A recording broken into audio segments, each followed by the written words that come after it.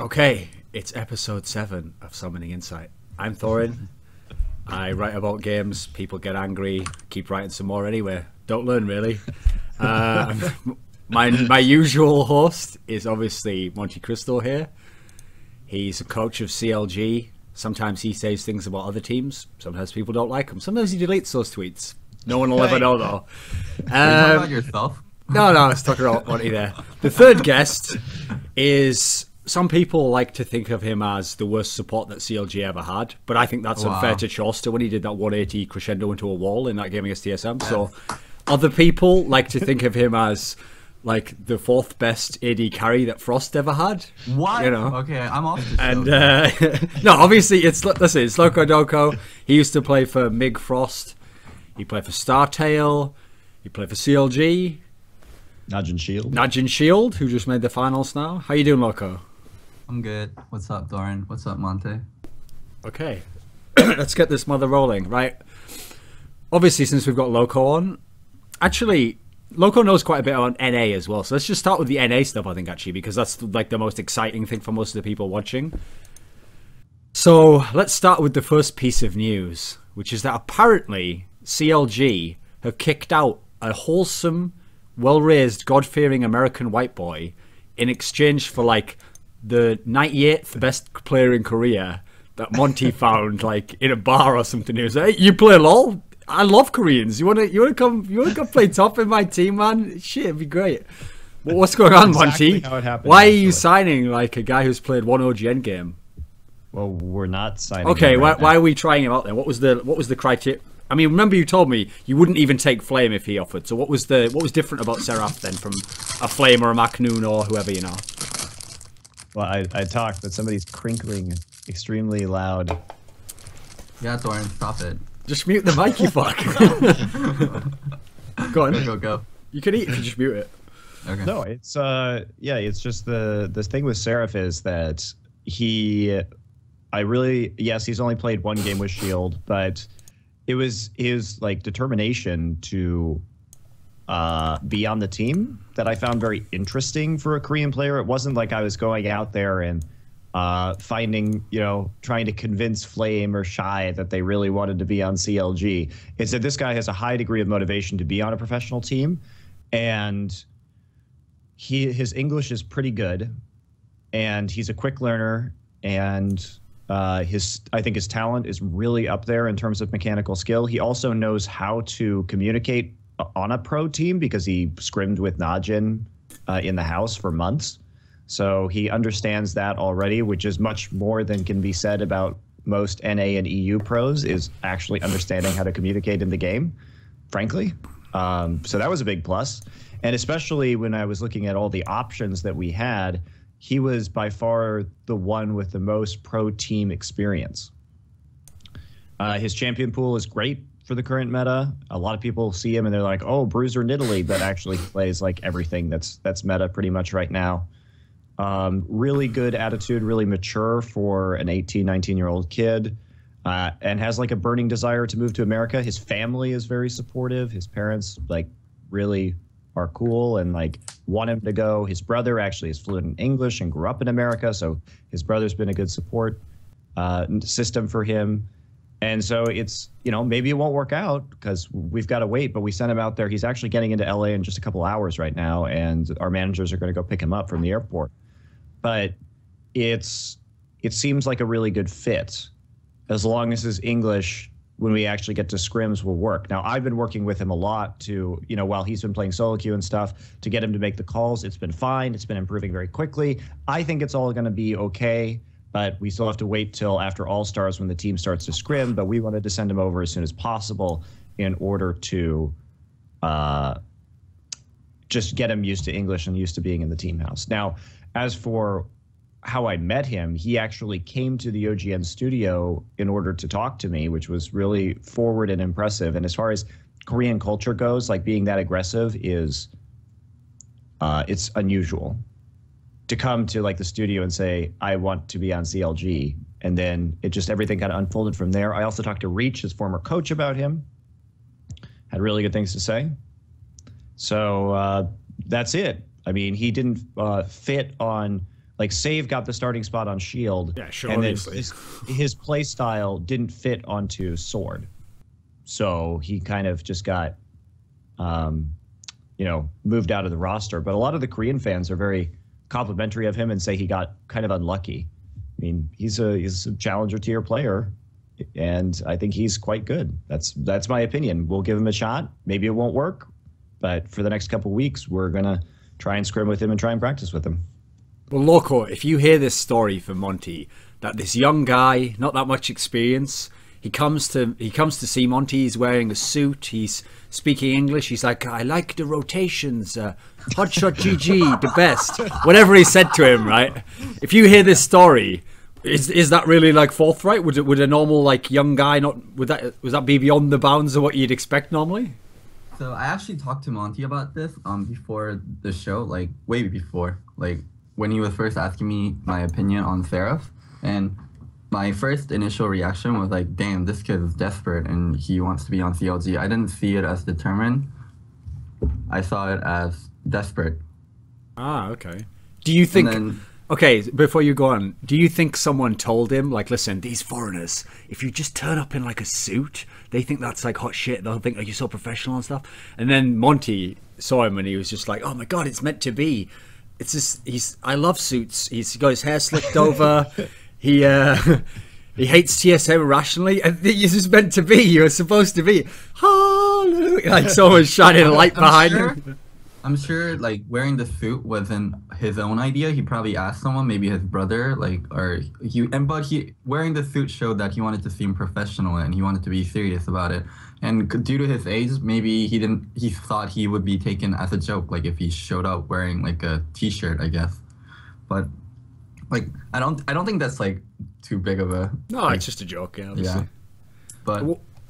Like, my initial reaction of Sarif was, like, why Sarif out of everyone, especially after you said you wouldn't even get Flame. And then after hearing Monty's reasoning about the other options he had, the 2 Euro players and the NA, if you're not getting Nian, if you're not keeping Nian and, like, you're not looking for anything else in NA unless balls are Dyrus, like, it starts to leave their team for some reason. Like, there's no fucking way they would, but, like, unless Balls or Dyrus left, there's, like, say Balls and Dyrus doesn't leave, and you're looking to be, like, just an NA, then just fucking, like, pull Nian back. Like, I don't know, like, that's the only way to make it happen for NA. And then Sarif seems like a better option than the Euro players, because from what I heard, 0-0 wasn't that motivated, and getting relegated got to his head. Even if Monty says, you know, he has decent English and he can probably learn the phrases, so it's not the same as getting like Flame maybe, who I don't think probably speaks much English at all. Even in that scenario, if we imagine a hypothetical, there's people out there who wonder why couldn't CLG, you know, get Macnoon, even if Macnoon has sort of like okay English. Just on Macnoon's skill, if he was really at his peak, like you remember the peak Macnoon when he won OGN, if that guy, even with his level of English now, played in a team like CLG. Could he make it even if he didn't have super good English? Would he be able to like make up for it in the game with his skill, do you think, Loco? Macnoon was really good then because he was fucking thirsty and he wanted to win worlds. He wanted to prove himself after getting kicked off of his own team that he made. That's why he was so fucking good. From what I hear, Sarif has that drive right now. He wants to fucking prove himself. He got a taste of fame and a taste of what it meant to be a pro gamer in Najin. And there are very few opportunities in Korea right now. And from Korea, it doesn't work like it works in NA. You start from being a challenger in solo queue, and then you get noticed by teams, and then you don't become a player, you become a trainee. And then you sit there as a trainee for like a fucking year, or maybe 6 months, or maybe 3 months if you're good. And then you start subbing in a few games, and then if you impress people and the opportunity is right, then you get a spot. So it seems like a very smart decision for Sarif. He wants to play. He wants to be in the scene. And the opportunities in Korea are so fucking competitive and time-consuming. This seems like a very good opportunity for Sarif and CLG. Well, not to mention that the problem with being a top laner in Korea is the position is so stacked with talent, and a lot of the top teams haven't swapped out their top laners in a long, long time. Like, that's why Flame and Shy and Impact and all these guys are just kind of sitting there, right, in top lane. So if Sarif wants to be on a good team, where is he supposed to go, right? there are very few opportunities for him here in Korea. And it wasn't just that he saw that CLG was looking for a top laner and he decided to do this. He had decided like a couple months previously that he wanted to be on an LCS team. And so he had started learning more English and working with his brother on his English skills and everything like that. This just happened to be an LCS team that had a spot, and I happened to be in Korea. But just from watching this guy play, I think he's really talented. And from what I understand, the Korean community also seems to think that. A lot of the fans are really supportive. His attitude is also amazing. He's got that fire to win. I mean, just working with me, he would just talk to me in English all the time. He wasn't shy about it. He would do some streams on his own and just practice his English on his own, like talking to people, answering questions in Twitch chat and stuff like that. I mean, he is really, really determined. And part of that is just the attitude, where I look at this guy, I'm like, wow, this guy is talented. Wow, he really wants this. He's willing to, work on his English day and night. He's willing to fly to LA at the drop of a hat. I mean, it's that kind of drive is valuable. It's valuable, especially with somebody with his level of mechanics and his professional experience. And the fact that he trained with Save, it's funny, I watched this guy play Shyvana, and he plays Shyvana a lot like Save does, like the same kind of style. It's interesting. I mean, I saw the highlight video where it's him playing Nidalee and Yasuo, I think it was. Are his mechanics really like would he immediately be like top 2 mechanically and a top laner? Yes. He's really that good. That's my perception. Okay, Locodoco. People who only know... So you have to realize, I once saw a chart, okay, that shows how long people have been in esports. And because esports has gotten so big over the last few years, as it gets bigger and bigger and bigger, the average time that most people have been involved is usually 6 months to a year. So actually, most people watching this show probably have heard that you were in CLG at some point, but they might not have ever seen it, okay? So if they hear, okay, Locodoco's a Korean professional, he tried coming over, he came to CLG, doesn't really seem like that worked that well. What would be different about Sarif coming over from when Locodoco came over? What were the problems Locodoco had that he might not? Oh my god. Well, like my problems were there were deep-rooted problems within CLG. That, first of all, the CLG that I joined is so fucking different from the CLG Sarif's joining. Yeah. Less rotations. Yes, a lot less rotation and a lot less cake, man. And the other thing is, I had personal issues, and Sarif and I went to USA for different reasons, and I feel like Sarif's going for the right reasons while I didn't.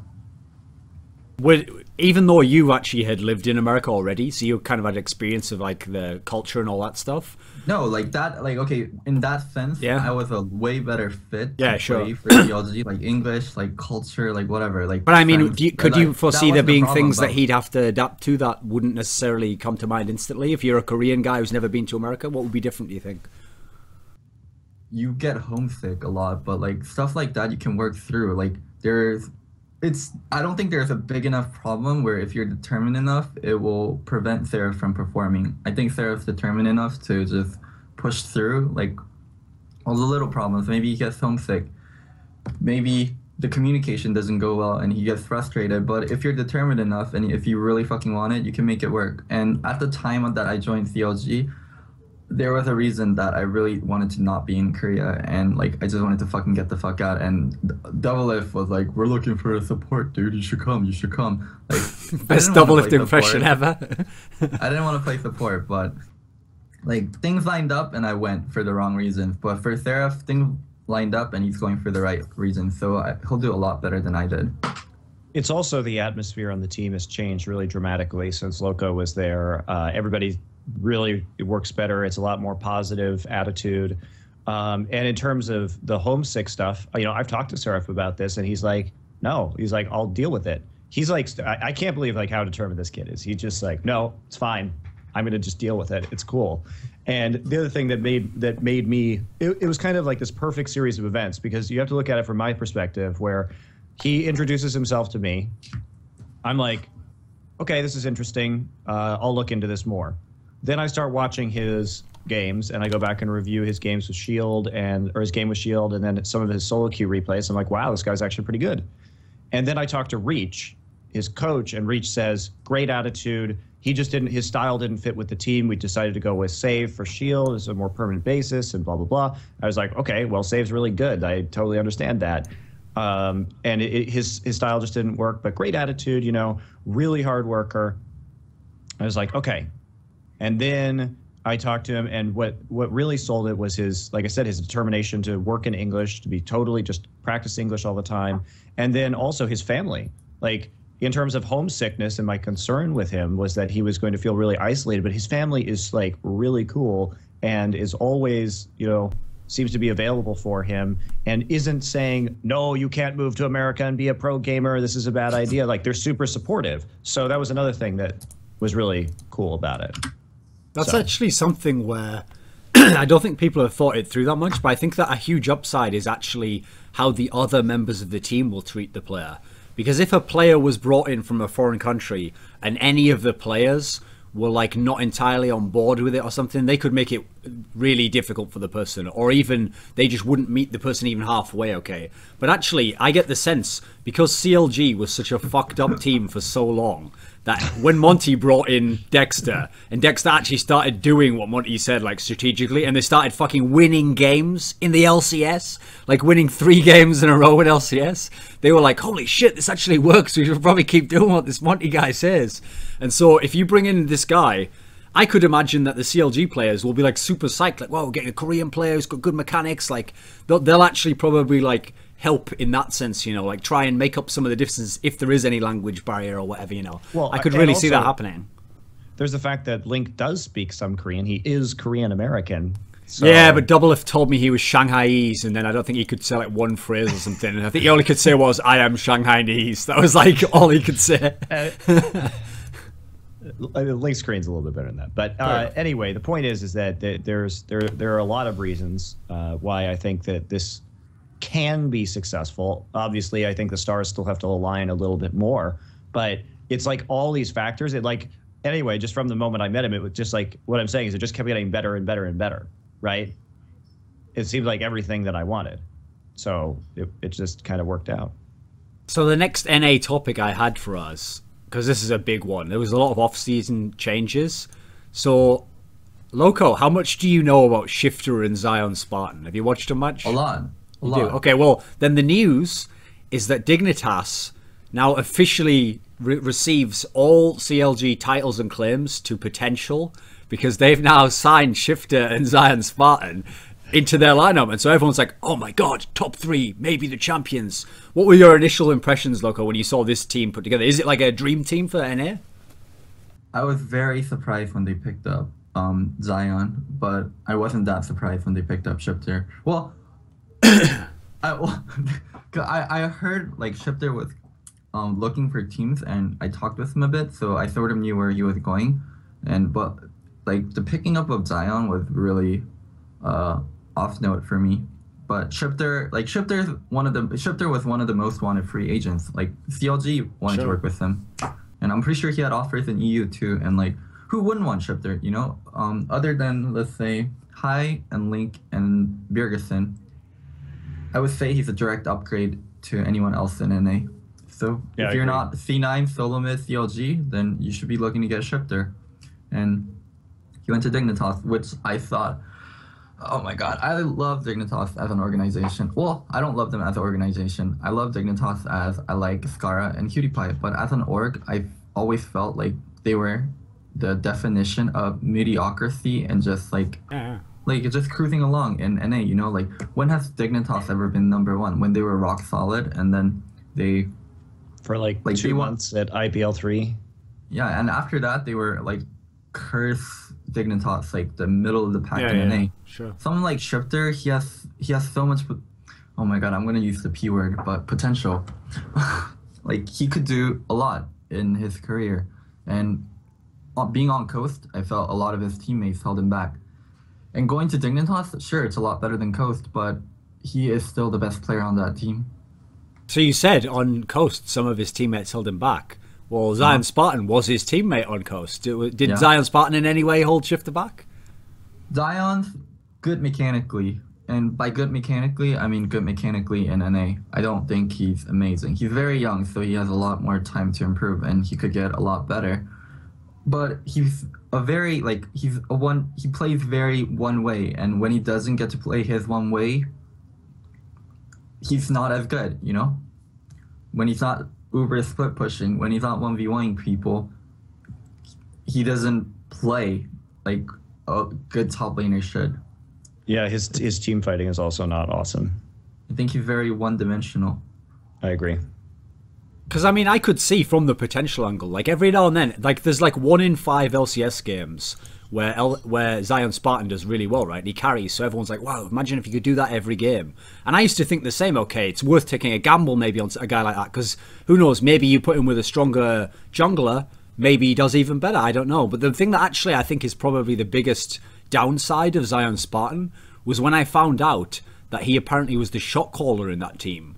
If that's actually true, then that's like, Jesus Christ, it was actually your fault, all those retarded calls and throws and stupid times to not back and to back. And that's unfortunately, that's a question that I wonder, which is when they go into Dignitas, if they get rid of him doing shot calling altogether, maybe then, yeah, maybe he can just play his role on his own. But if the idea is, no, Zion Spartan comes in, he's the new Dignitas shot caller, then that's actually a bit worrying. No way in fucking hell. PewDiePie is actually a decent shot caller, and PewDiePie's been doing well. Everyone thinks if you think Brains of Dignitas, you think Skara. Well, that is mostly true from what I heard. PewDiePie does most of the very important calls, like objective-based calls, and his calls go above anything else. Like PewDiePie says dragon, Skara says that's back, the team does dragon. If it's the other way around, they listen to PewDiePie.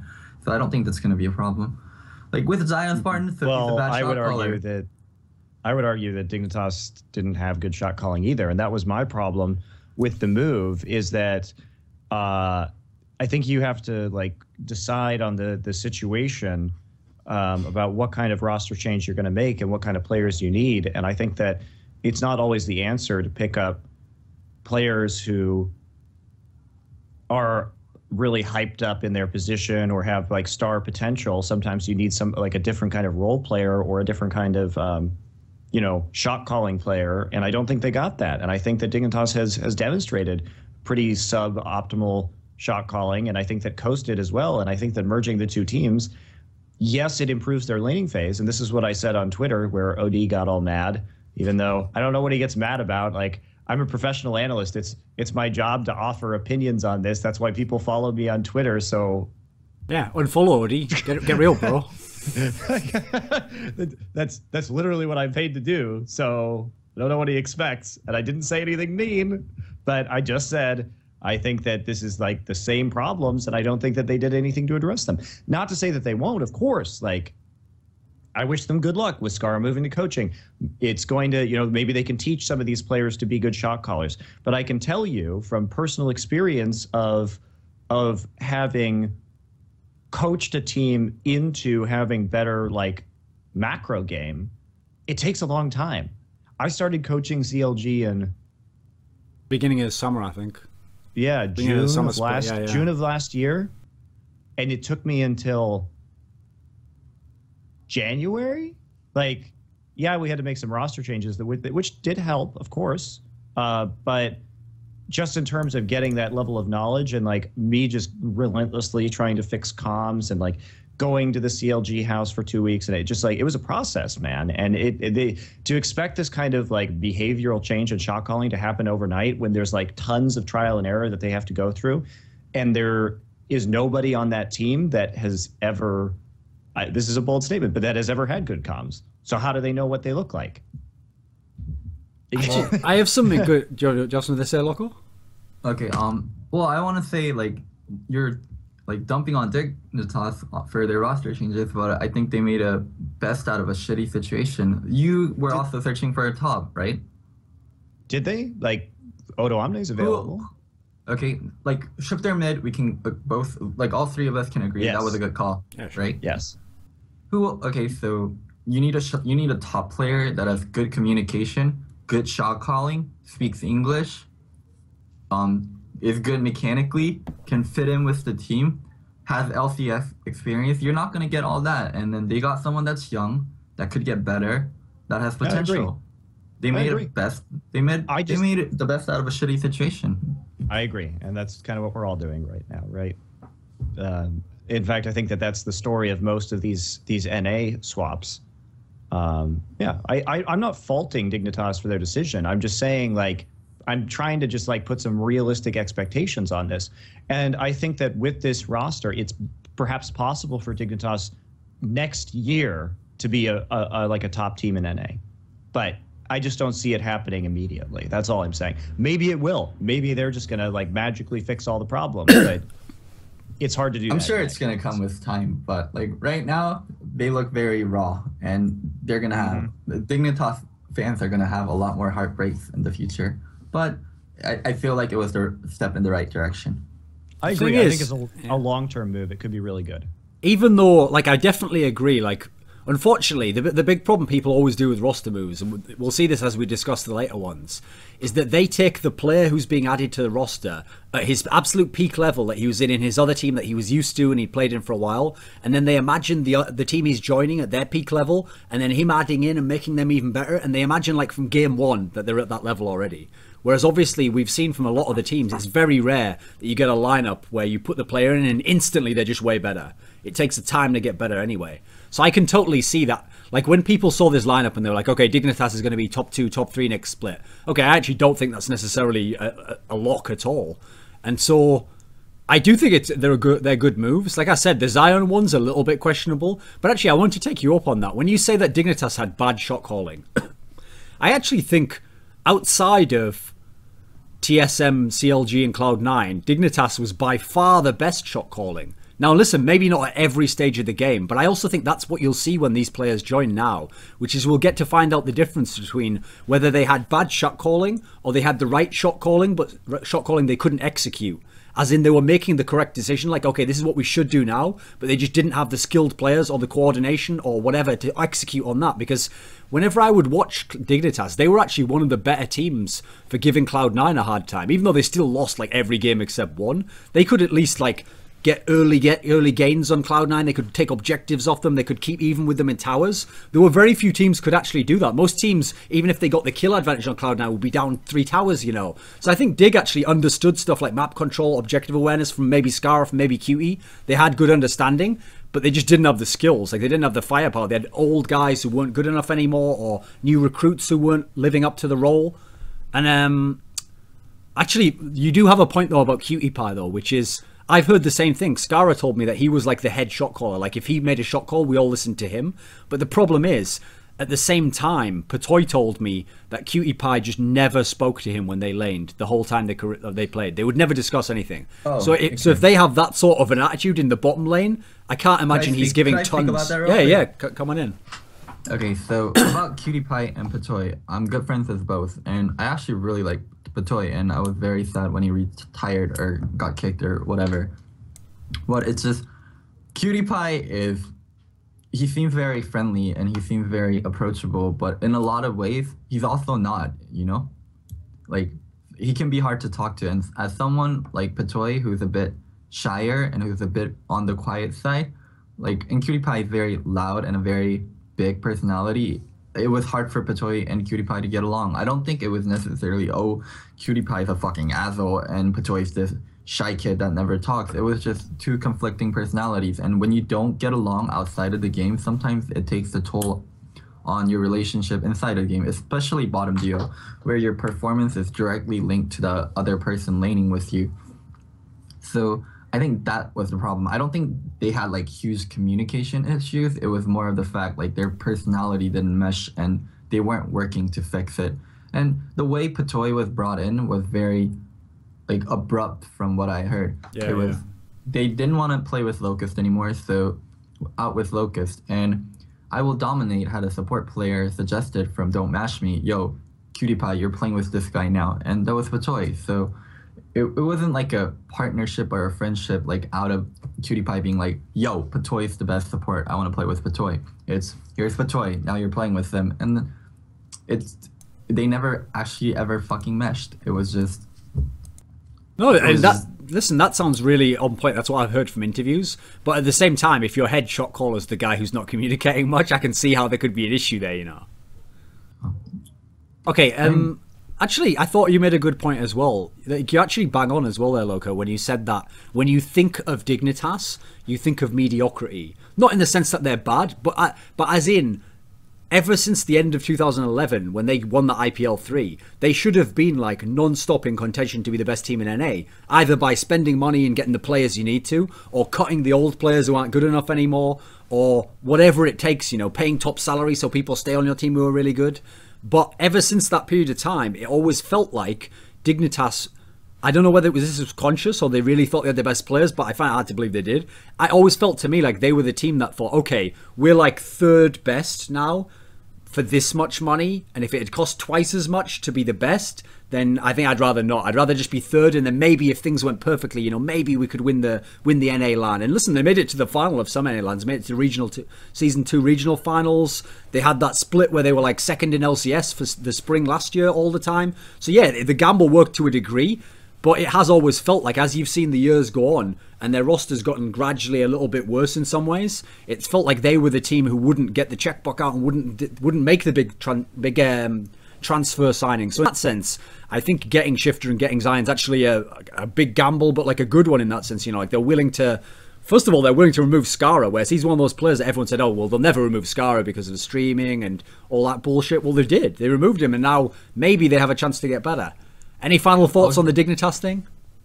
All right. I don't think Dignitas was never, like, they weren't cheap. They weren't a cheap team. Like, I don't think that's why they were bad. They were bad because some of their players were mediocre and they weren't forced into improving, and the NA scene wasn't as competitive. Let's say we have a team. We're third. We're happy with it. We're all sort of famous.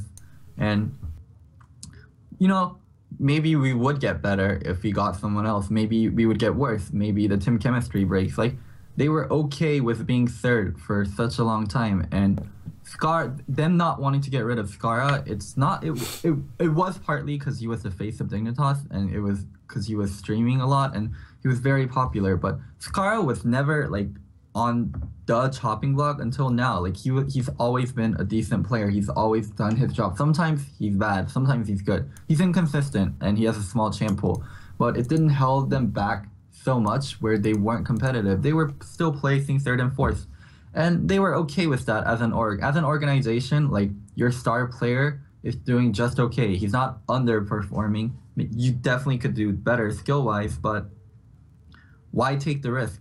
Like, why shell out big bucks to get better when you don't feel the immediate need to? Like, right now in NA, like, now everyone's like, okay, we really want to be number one. We really want to make worlds because it's the summer split. It fucking matters now. Spring split, it didn't really fucking matter long as you didn't get relegated. Long as you didn't get relegated, it doesn't matter if you were sixth or if you were first. But now it matters. Now it's summer split. You need to place top 3 to get into worlds. So everyone's doing big roster changes and making long-term decisions. And I think that's what happened.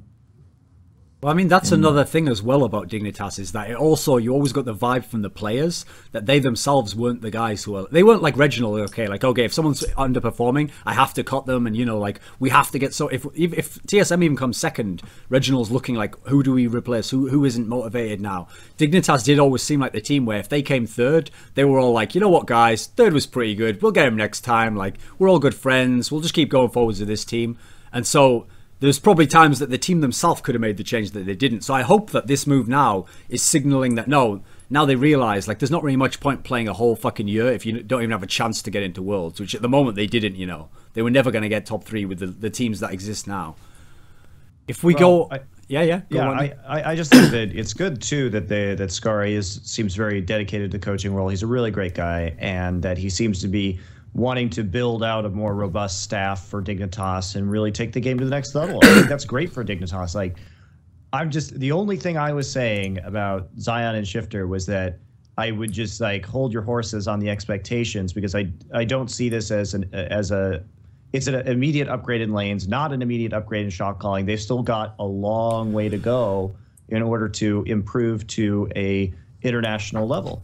And maybe they can do it with this roster. Certainly it looks like they have a better opportunity now, but just, you know, hold up for a second and let's actually analyze the situation of the players they got and the teams that were merged and think about their performance. And I think it's pretty clear. Oh, so you've got to ask. It's not just okay. Dignitas roster looks like it got way better, but you have to ask. Okay, who are they going to be compared against though? So if I take the Dignitas roster now with all this skill you're adding in, skill-wise, they're still going to be going even with the team like TSM or CLG. That's a similar skill match up there, 1 to 5 down the roster. So it's not like they're going to be ahead of either of those teams skill-wise, even if everyone's at their peak.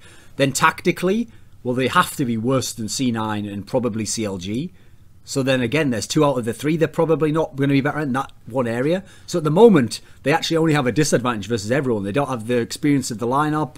They don't know what they're doing with the shot calling. So you can see how at the moment it's actually reasonable to say like they're just at 4th at best. You know, they're really where they would have been in the playoffs.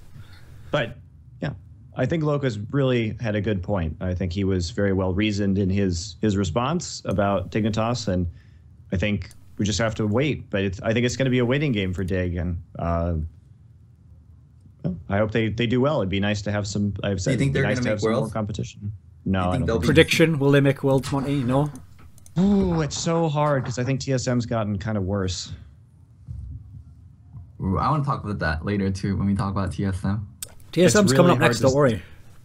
It's really hard to think about TSM right now because there is some upsides to what they did and there is some downsides. And also, you know, I don't know how CLG is going to do until we start scrimming again with Sarif. Like, we lost to Nien, had great attitude. He was really communicative in the top lane. But the nice thing for us is that we didn't need a shot caller. So basically what I was looking for was a highly mechanical player who would listen to shot calls with the right attitude.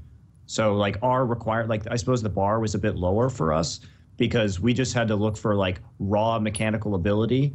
And then because we can rely on our shot callers to tell this player what to do, right? So it's just a matter of getting our comms up there in English. You know, if we go with Sarif or if we go with somebody else, but yeah, I think it was easier for us to find a player, and therefore just due to also what we needed, we'll look probably similar to how we did last split, at least in terms of shot calling. So that's nice for us, at least. So I think it's easier to evaluate CLG. Do you think they make Worlds, Loco? Who, CLG or Dig? Dignitas. Oh, well, it's going to be really... Do you have like a gut feeling that tells you? I think it sounds like you want to say they're going to make it. No. Depends on what the format is, but I don't think they'll break top 3. Okay. So the next topic is TSM. So the first news we heard, before we heard about where Xpecial was going, was just the Odd One steps down and they sign Amazing, this European jungler. So first of all, what were the initial impressions when you heard the Odd One step down? What did you think, Loco? You literally played on a team with the Odd One when you were in TSM. Step in the right direction for TSM. Yeah, definitely. Had he fallen off his game? That was the only player limiting TSM mechanically. I feel everyone else on TSM is one of the best players in their roles in NA. Mechanic-wise, they're one of the best players in their roles, mechanic-wise. Odd One was the only person that really wasn't. And I feel really bad for saying this because I really like Odd One and I'm friends with him. They got rid of their weak link mechanically. Well, that would have been significant internationally, right? The only reason TSM isn't significant internationally is like their shot calling and their rotations. It's really shitty. Yeah, it's real bad. Their pick and ban phase is pretty weird too. So I don't think Odd One like really held them back internationally. If they had good rotations and they had better pick and ban phase, they could have been a threat internationally, even with Odd One. I feel if they had a Korean coaching staff or if they had a really, really good English coaching staff that taught them how to rotate, that taught them how to pick and ban, they would have been a threat internationally. Birgerson, Dyrus, and Wild Turtle, they can all hold up on an international level. So Monty, first impressions. I get the sense that the Odd One's actually more in Monty's wheelhouse than like a Saint Vicious or a Meteos. He likes a guy who's a bit more laid back, knows his role in the team only, isn't really going to speak out. He's just going to go, okay, this is my job and this is all I do in the team. That's what a coach usually loves, right? So what did you think when you heard the Odd One was stepping back? I mean, I don't really know Amazing at all as a person, but I think that the Odd One is just a really great guy, and he does have a really solid attitude. And so it is, I think, sad for TSM to see him go. And yeah, He's also mature for a pro player. It's always just been a pleasure to talk to that guy. But I agree with everything Loco said. I think he was really holding the team back. And I will also, we talked about this last week, but it wasn't just his mechanics. It was also his pressure was not great. And his champion pool as well. His champion pool, he just like can't play. Well, that goes to with his mechanics, right? But I think amazing is a solid upgrade. And you never know when pro players say who is the shot caller on the team, because like there are these weird rumors about who is the shot caller on which team that generally like aren't true. Yeah. But the rumor is that Amazing was the primary shot caller on the Copenhagen Wolves, and if that's true, they not only got a better mechanical jungler, but probably an upgrade in shot calling as well, which is what they really need. So it could be a really good signing for them. Certainly out of available junglers. Again, TSM didn't have like an awesome pool of available junglers right now, I would say, because the relegated teams at NA, like you're not looking for a jungler in those teams. And then I think with EU, even though Wolves made it into summer because of Forgiven leaving, they had like some of his teammates decided to bail too, and they were able to buy out his contract. But I think they lucked out a little bit. Well, I mean, pretty much we all lucked out. Like all the NA teams, like Dig lucked out that Coast got relegated. TSM lucked out. Yeah. I lucked out. Like CLG lucked out because of like our circumstances as well. Curse lucked out that TSM has Reggie as the owner. We'll get into that later. Okay, Locodoco. Yeah, finish your point, Monty. Sorry. No, I think it's probably going to be really good for them. I think Amazing is definitely a solid jungler, definitely an upgrade, and I think what we need, it could be an extremely good signing depending on how good his shot calling is. It's somewhere between good and excellent, I would say. So sort of amazing, really. Anyway, Loco, don't bullshit me here. Even though you said, you did a bit of brushing up on the European scene, maybe you watched a couple of European games, there's no way Locodoco was watching Copenhagen Wolves games last split. Okay. You've never seen Amazing play. Come on, admit it, motherfucker. No, I watched the highlight of his Lee Sin. Oh, okay. So you watched his like Insec kick and you were like, amazing mechanics, seems very good. By the way, that Insec kick was not as good as Insec's, yeah. In Korean standards. Okay, but what is your sense of like a European names coming over to NA? Is it a good signing in that sense? It's great. It makes NA more competitive, and it gives NA teams like it sets the standard. Like NA, we got the money. We'll pick up anyone that's good. we got the money. Dollar bill, y'all. The only thing that matters for NA teams is the skill level. If you're good, then we'll pick you up, and that's fucking great for NA, isn't it? Yeah, it's great for everywhere. If it's great because say NA are starting to pick up EU players, what happens in the EU scene? Do they get weaker? Possibly, they could get weaker. But what also happens is EU orgs become more competitive with prices and with salary. Like, oh shit, all of our players are leaving the NA. They're not gonna be like, okay, let's just suck in EU now. They're gonna be like, we'll pay good players more. Maybe EU teams start buying out NA players or Korean players, and the players' worth just goes up. That's great for everyone involved. There's more money in esports. More people are investing. That's fucking great. No, it's true. They should change LCSNA to LC $NA. No, anyway, that's a lame joke anyway. But I actually have a point on this. This is an interesting point because it opens up the debate over like the quality of which Europeans are going over, and also the idea of, does this make NA stronger? Like, I've got another joke for you that I'll throw in now, which is that since people always want to debate, okay, which region's better, Europe or North America? Actually, I've got a way we can solve this. Like, indisputably, if enough European top players go to NA will be the best region. That's just indisputable. They'll be better than Europe. What can I tell you? just on the fact that they'll have all the best European players. It's a joke anyway. No, but actually that's a point I thought was worth making, is that when Bjergsen and Dexter and now Amazing come over, you notice... Broken Shard came over. He's from Israel, technically, but anyway. When they move over... in the EU LCS. When they move over, people instantly think that they're better than they were in EU because the exposure's bigger and now they care more about them than they did if they were in these EU teams.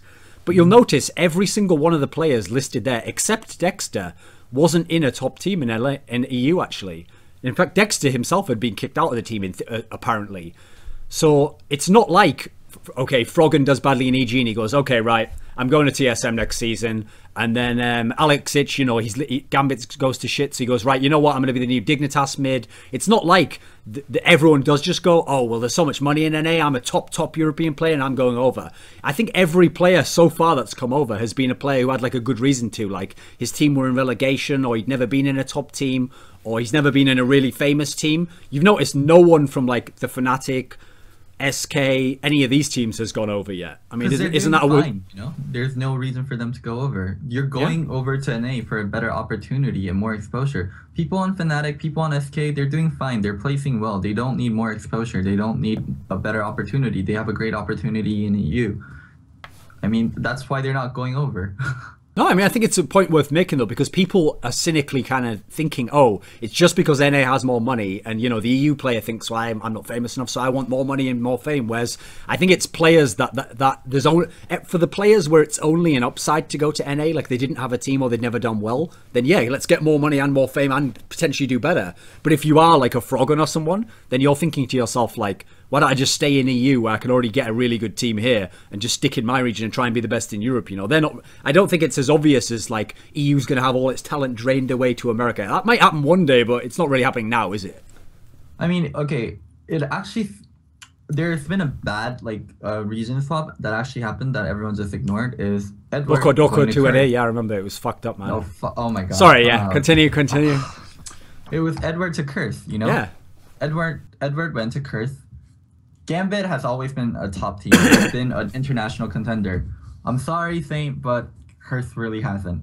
And Edward went the wrong way. You know, he went from up to down, and he went right back because it wasn't right.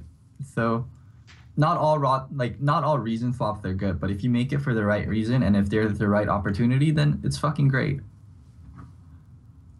Yeah, I mean, that's a good example, actually, because even though Edward had his problems in Europe, obviously Gambit was going to be a better fit than Curse. He actually did all right in Curse, actually. I remember watching him play. His play was decent. It's just that, like, well, I mean, you want to talk about communication problems? That looked like it was a nightmare there. Anyway, so we've done the amazing thing. That leads to the other side of the TSM thing, and Jesus Christ. Wait, I want to add okay, one more thing about the other thing. While I'm building up, keep going. I'm not sure if TSM has been able to practice with Amazing. Like, does anybody actually know this? Like, that's one of the weirder things to me. Isn't he in Europe right now? Have they even scrimmed with him? Like, that's risky. That's okay. I've got another joke for you here, Monty. Me, like, scratch my head a little bit. Someone said to me on Twitter, "Why do you think it is that CLG is trying out players and TSM has just signed a player?" And I said, "Well, CLG has a coach." I mean, it's different ways of going about things. Maybe Reggie does a lot of decisions on gut feeling and how he feels, and he has a good instinct for it. And all the roster swaps he has made, they didn't try out Dyrus for they didn't try out Dyrus. To be fair, Dyrus did live in the housemate. Yes, yeah, no, but they didn't try him out, you know. Yeah, but they did try out Wild Turtle, and they didn't try out Bjergesen. Reggie watched his games, and he made a decision based on his gut feeling, and it worked out. And that's how solo mid has always operated. It's like Reggie feels certain things will work and certain things won't, and he makes a decision based on that. That's how they have always operated. I don't think it's a thing of like CLG. All I'm saying, CLG. Go on. All I'm saying is like that's a little I'm not trying. Thorin is the one who's like wrecking Reggie here. All I'm saying is that is for me a little weird, and I agree with you, Loco, that's how Reggie works. I'm just saying it's a risk. That's all. And you know, frankly, I didn't want to release anything about Sarif until we actually signed him onto the team. I was trying to stealth get him out to LA, but my dumb players leaked all the shit. So like we had to make an announcement. That's why we're talking about him right now. I would have preferred just to try him out quietly and then move on from there so that he didn't feel all this like weird pressure and all this other stuff. And, you know, there wasn't like a community like breathing down our necks, like it's annoying. By the way, here's the thing, right? Yeah, even though Dexter was the one who initially blew it by saying the stuff that got caught on stream about how there's a Korean player coming, Dude, Double Lift, I think, is just the worst. He has like the worst fucking poker face in history. Have you seen that video where Xpecial asks him on stream, like, who is Sarif? Double Lift's face, like if Double Lift was playing cards, right, it'd be like this. He'd like pull up the cards, he'd like peek, what is? Two is it? And then they'd be like, I'd like to bet just a small bet, please. And then they'd be like, Double Lift, are you sure you don't have a really good hand there? That guy, like, just fuck. He didn't even say anything. He didn't say anything. His body language betrayed him, like fucking that crescendo I mentioned betrayed Chaucer that time against TSM. It was terrible. Double Lift is innocent, and he can be overly honest about things. And I've been on the wrong end of that. So, I mean, it's how he is. Whatever. He doesn't mean anything bad by it. I'm sure he wasn't like, oh my god, I'm gonna leak Sarif to everyone. No, obviously. But I'm saying it. Don't ever give that guy a fucking secret and then have him on camera. And it would always happen when I was asleep. So I'd wake up and then I'd like look at like the front page of Reddit, or I'd have like 1,000 tweets, and then there'd be like a screenshot of Dexter's stream saying we were bringing over a Najin top laner, and I was like, why? Why can't you just shut up? No, that kind of summarizes MonteCristo's experience with CLG so far. Anyway. So the reason I brought up Reggie in that joke, obviously, is because that's going to be a topic when we now talk about the other TSM transfer. Because TSM, listen, before we get into any of the other factors, on paper, I'm guessing we would all three of us agree here that if you're an NA team and you remove Xpecial, unless maybe you're getting Afromu, there's no good reason on paper, just on the player skill, to remove Xpecial from your team if you're TSM, right? Unless you look internationally, which TSM has done in the past, and they didn't. They got Glee this time, so yeah. I agree with you.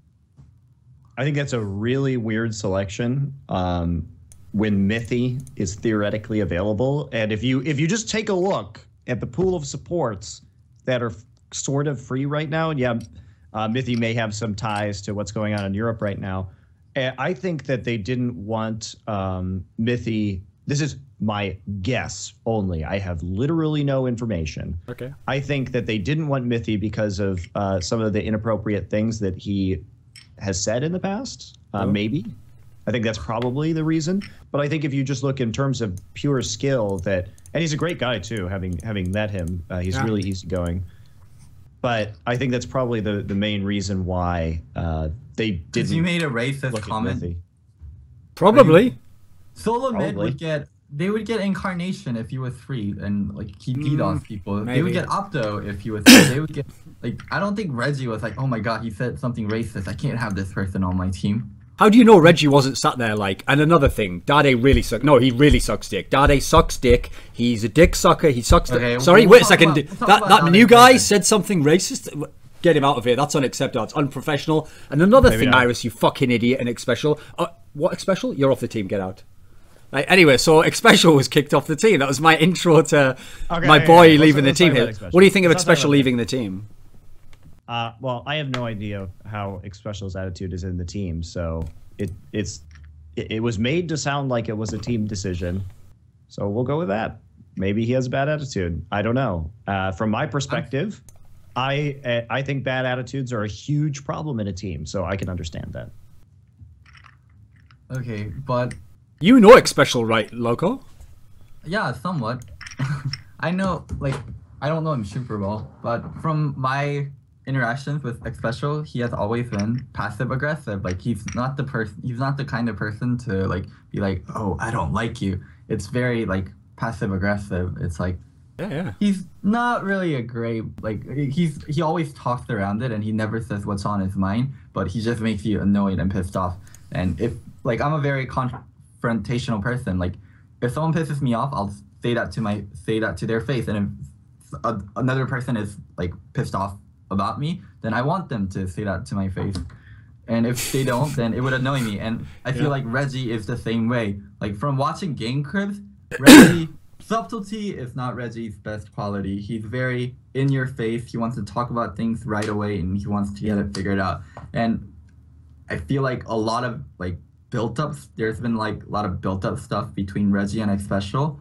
And Monty said this, and I agreed completely with him. The solo mid, like, timing out Xpecial and putting on a bench should have been just timeout until like the real season starts. Like right now is when you can do whatever the fuck you want with your team. You can trade mid laners like CLG and C9 has done for All-Stars. You can do whatever the fuck you want because it's before the split starts. You know, all the roster changes you make can be instantly remade and there is no consequences at all. You can do anything you want, and I thought that's what Reggie was doing too, putting Xpecial in timeout. Your attitude sucks, bro. So I'm gonna bench you so you can like think about things again. And when Xpecial went to curse, like my head was blown. This is probably Reggie's first bad roster call. The first bad roster call Reggie has ever had, in my opinion. Well, it may not even have been a bad roster call. I mean, when you put somebody in timeout like that, either they will sit there and be penitent, or they possibly will try and get off your team and start talking to Curse and have Curse buy you out. And, you know, at that point, your attitude can get worse, right? At the same time, it's only going to go one of two ways. So if Xpecial felt like he was no longer welcome on the team or didn't see it as a timeout, then maybe he started talking to Curse, and then as soon as you have a player who wants to leave and is looking at his other options, there's no reason to keep them anymore, right? Like their motivation is dead. I don't think Xpecial's ever like hate or like I don't think Xpecial's dislike for Reggie will ever outweigh his drive to win. He would have stayed on TSM even if he didn't like Reginald, if he had the shot. I feel like Reggie let him go to Curse. I don't think Curse came to Reggie first and will be like, yo, we'll buy Xpecial out. It was probably like Reggie being, I'll give you Xpecial. How much do you want for him? Here's the thing. I think this whole issue actually opens up a way more interesting debate about Reginald and how he's run TSM than it does about Xpecial, being as we don't know exactly what Xpecial did. But here's the thing, right? Even though we're saying, and it seems correct, that, okay, even though in-game the joke about Xpecial's playstyle was he was the passive-aggressive support, that's really what he's like in terms of his personality, you know? Like, he's the guy where he wouldn't say to the guy, like, you fucked up there, but in his blog 10 minutes later, that lasts 7 hours and is fucking rambling and it involves, like, fucking Shakespearean plays within it, he'll just eventually get to the fact that, like, you know, and maybe our bot lane wasn't good enough and stuff like, I mean, I thought I did pretty well, but, you know, and so he always has been that guy, right? But here's the thing, if you look at TSM's old lineup, the one that had this lineup just now before Xpecial left, hadn't Reginald pretty much built around himself a team of 4 sort of beta personality guys who weren't going to get in his face and tell him, like, oh, fuck off, don't do that, and start shot calling mid-game? They were just built around Reginald gets to shot call, he gets to make all the decisions, and we just play our role and he's the boss. Like, he'd sort of engendered that culture. And so if that then sort of upsets him that people aren't direct into his face, it seems like a scenario he created. Because listen, who were the only 2 guys who actually went at Reginald? Well, the Rain Man tried it, Chaos tried it. Well, where are they now? They're off playing in fucking Diamond 4 or something. Like didn't TSM sort of get built this way? Diamond 2 player. My bad. Diamond 2, okay. D2, you're up there, bro. Anyway, what do you think, Loco? You were in TSM. Give me some insight. I've actually had fights with Reggie. My God, seriously. It was over Ventrilo. And Ventrilo, oh my God. Okay, and Reggie actually came back and apologized. Like we argued and we argued for such a long time, and I was like, I'm fucking done with this. And then I left the channel, and Reggie came back and he said sorry. Like, it was one-on-one, and he genuinely said, I'm sorry for the way I reacted. I overreacted, and I was mad. And we worked it out, and it was fine. Maybe maybe it would have been different offline, and who knows how it would have went down. But even though everyone says, oh, Reggie's such egotistical, oh, Reggie's a dictator, he always makes what's the best decision for solo mid in the end. Like, I mean, what to say? Here's a question then, okay. I agree with that first part, by the way. Until this move, every roster move I've seen from Reginald, that's actually the thing, right? I don't know Reginald personally, but the sense I get from him is I'm not a fan of his personality, okay? But it can't deny his success. His roster moves have been fucking bang on every time to this point. But here's the thing. You can make the right moves, and you can be doing the right thing, and you can even have the right process. Like, say you do get mad at someone, but you do always apologize, and you always make it right. this is a point that we tried to make on this podcast that was lost, that we never did. So I thought I'd bring it up now for Monty as well. The way Reginald used to behave when he was in the lineup, like that episode of Game Cribs where he made Xpecial cry, and that was actually cut. He was crying for 10 minutes, and then like an hour later, he's still crying at the end. That's how fucking hardcore Reggie went in. You saw him going on Dyrus sometimes, where it's not just that he criticizes the guy, he's like unrelenting. He's like just going at them until they just they get sad because they're not the sort of people who have the confidence to be like, oh fuck off, I'm not going to do that. Like, and so even if he's mega successful, which he was, and he was a good player as well, a good leader, that aspect of his leadership's really bad, right? I mean, Locodoco, if someone did that in a Korean team, it'd just break everything apart, right? People have actually done it on a Korean. I'll talk to you about this in private, but there are people doing that in Korean teams right now. Spoilers for everyone who isn't in our group. Whatever you're doing, Locodoco, fucking stop it with your... Oh, okay, sorry. He's like spinning a little dreidel, like, which one shall I kill this time? Anyway, I was making a line. Okay. Regardless, it's one of those things that is really bad for a team environment, and like, I think that it's a tendency of younger people to do that, and it shows the immaturity of esports. But like, I mean, I would never do that to any of my players, and if I ever saw any of my players do that, like, I would fucking rock their fucking world, dude. Like the shouting that I would do, and I would make them sit down and apologize. Like, you can't have that behavior in a team environment. Otherwise, it just creates horrible attitudes and horrible feelings. It's really not cool. You're a team. You're supposed to be working together, right? Getting especially mad at because each other and I mean, viciously verbally attacking each other doesn't solve any problems ever. Like, because he has been so successful and his roster moves were right, I get the sense, okay, that he's misdirected in how he was behaving, okay. I believe he really did want to win, and if they lost, he was like, we could have won that, like, we could do better, like, we have to change things, okay. But the problem is, that way he used to go about it, and I don't know if he still does it, because we don't know what effect it had now on this situation, that was clearly the wrong way. Like, I've always thought it's a massive cop-out when people get into the trend of, like, they do something that they know is fucked up, but afterwards they say, like, I'm sorry. Because at the end of the day, right, it's okay to do that once or twice, but I always have a saying whenever anyone apologizes to me when they fuck up over some work stuff, okay? I tell them, like, listen, I don't care if you say sorry now, just don't do it again. Like, to me, that's more important. Like, fix the behavior. Like, I don't care what you did, okay, I'll forgive you for that, but next time, don't do it again and then say you're sorry. Like, if I just punched Monty in the face right now, and then 1 second later, I'm like, sorry, man.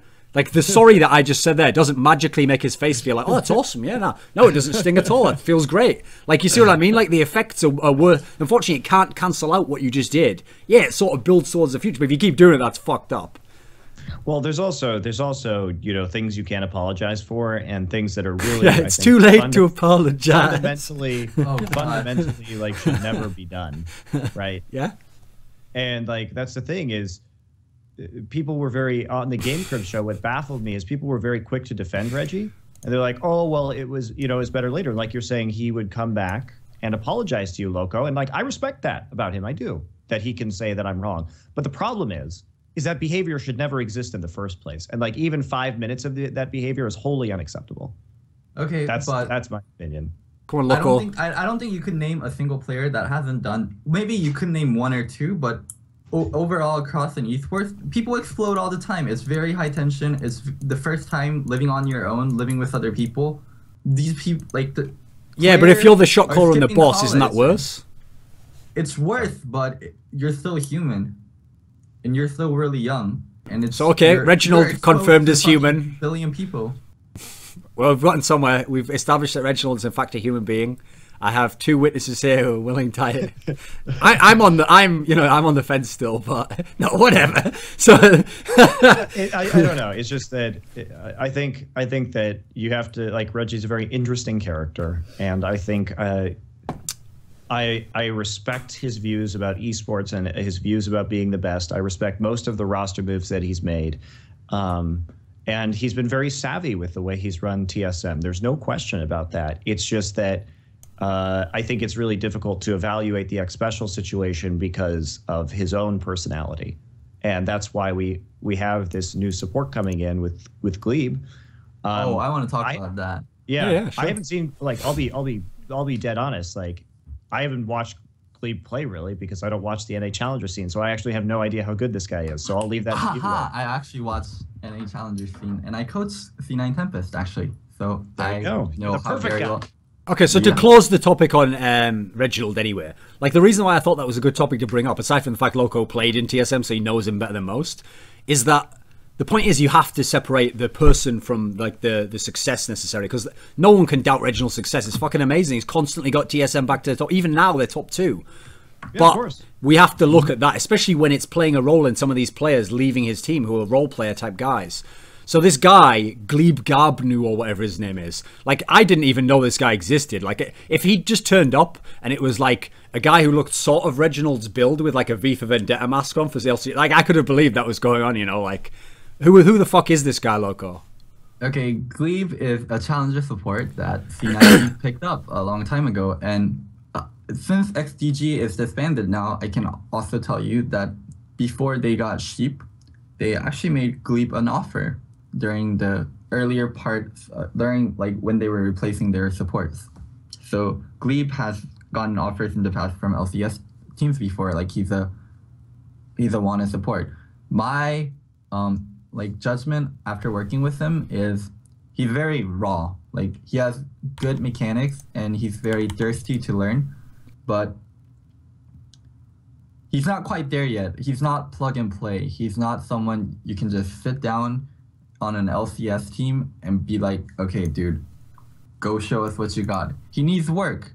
He needs more time to learn how to communicate, learn how to team fight, and learn how to lane. Like he has potential, but that's okay. If Glee was amazing, and if like Glee was the god of support, if he was the second coming of Mad Life, and Reginald was replacing Xpecial for Glebe, I would be like, oh, Reggie did it again. Like he somehow upgraded TSM again by replacing Xpecial.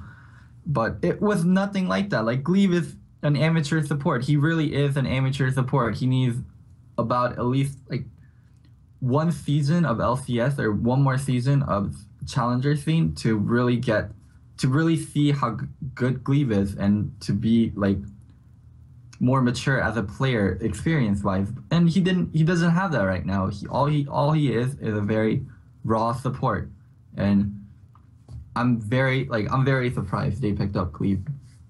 What type of player, for anyone who hasn't seen him, what support player would you compare him to? Who is he? What type of a player?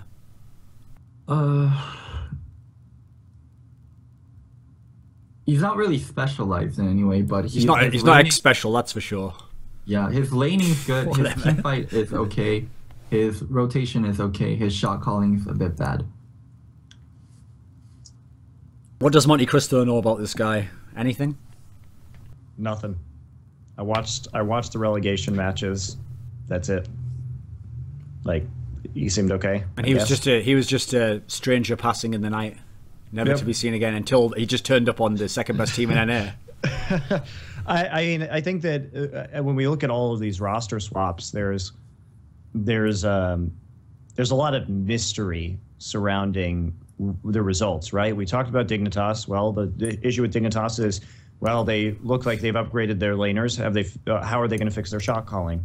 With CLG, you know, yes, we have a plug and play position open, but we've got a guy who we need to work on his English in order to communicate well with the team. So how's that going to go? That's why we're still not committed to signing Sarif yet until we actually find out the answer to that question. And then you have TSM, who brought on a jungler that they haven't played with really, who is solid. But then you have an amateur support that Locodoco is saying really raw. So there's upsides and downsides to all these things, right? Maybe Glebe will grow into this position and be amazing, but these are all like kind of big question marks for these three teams. I think actually Cursed got away with like the smallest question mark by adding Xpecial, which is kind of good. That's for them, definitely actually. An upgrade. This is definitely an upgrade for Cursed. And I don't really see how that can go wrong. So plus you have to figure Xpecial and Saint clashing. Maybe.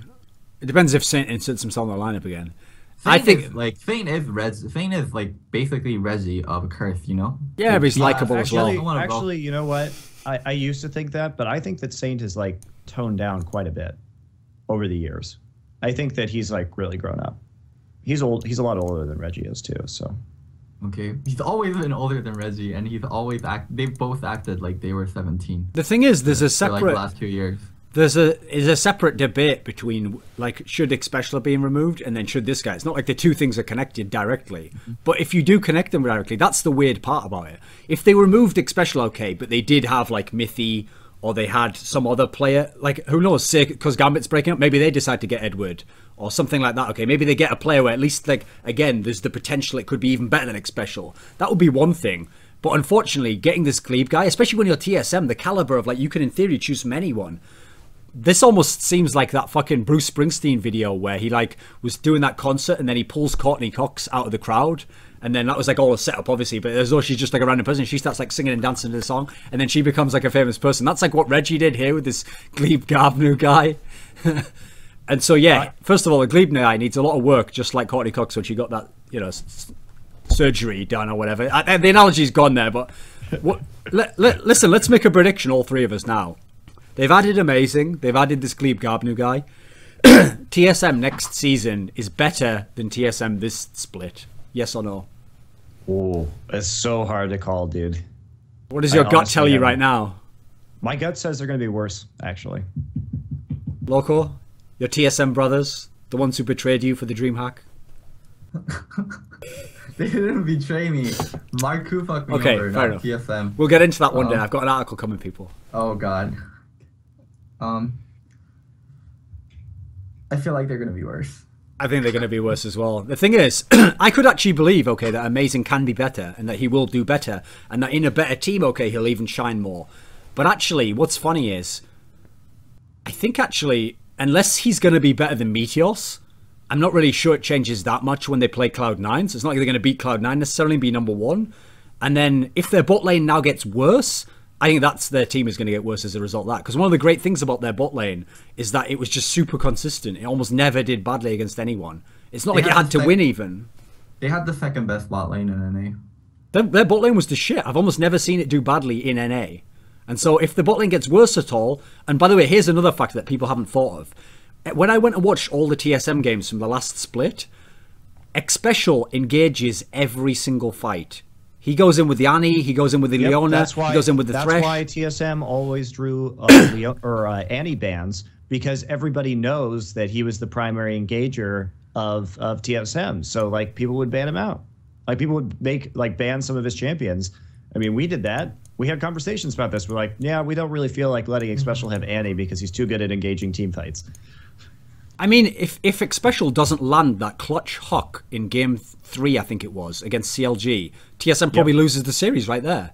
Just that one hook. Game 2, that's right, yeah. Here's the problem. This makes Amazing's job even harder. Because if the Glee, I don't know what the Glee Garbnu guy's like, if he's going to play Annie and all of them. If he isn't going to, unless he's going to be the main engaged though, like that. Because the thing is, Xpecial was really good at landing skill shots. If he's not going to be that engaged, then it has to be Amazing who does it. So now Amazing has to be doing the perfect Insec kick behind everyone and get him in front, or he has to be Kha'Zix jumping on everyone. He has to be, you know, he has to now be the engaged guy, and that's a lot of pressure when you're the brand new guy coming in. Is that a factor? Anyone? I don't think you need to be doing Insec kicks, but like, yes, Xpecial leaving made a big vacancy in TSM in terms of shot calling and initiating and bottom laning. Glebe has a big shoe to fill. Yeah, just one big shoe. I really agree. I think it's going to be really hard for them to adjust. And again, that's the thing is if you take a step back and you look at the teams in NA that have made changes, Dignitas and TSM, we don't know if their shot calling is going to improve, but what they really need, TSM needed a better mechanical jungler and they needed to improve their shot calling. Dignitas needed better solo lanes and they needed to improve their shot calling. So it's clear in both of these instances that they have upgraded in at least 50%, but it comes down to that shot calling, and that's not something that you could really tell from the outside. You have to listen to these players' comms and actually have conversations about the game with them to see what their knowledge is and see how well they can perform in the clutch. when they're like playing and calling at the same time too. Here's a problem I thought of with the Xpecial to Curse scenario. Right, on the surface, it looks like basically Reginald just gave Curse, who were looking like they were being edged out by all the roster moves, and they were going to be 4th, 5th, who knows. It looks like they just got for free a massive upgrade at one position. So it seems like everything's 100% positive. But I can see one possible. Yeah. Yeah, that's what I said. I think that the smallest question mark around all of these roster changes is actually with Curse. Because, like, Xpecial's fine. He's a extremely, like, he's a skilled player. He's a veteran. He's solid.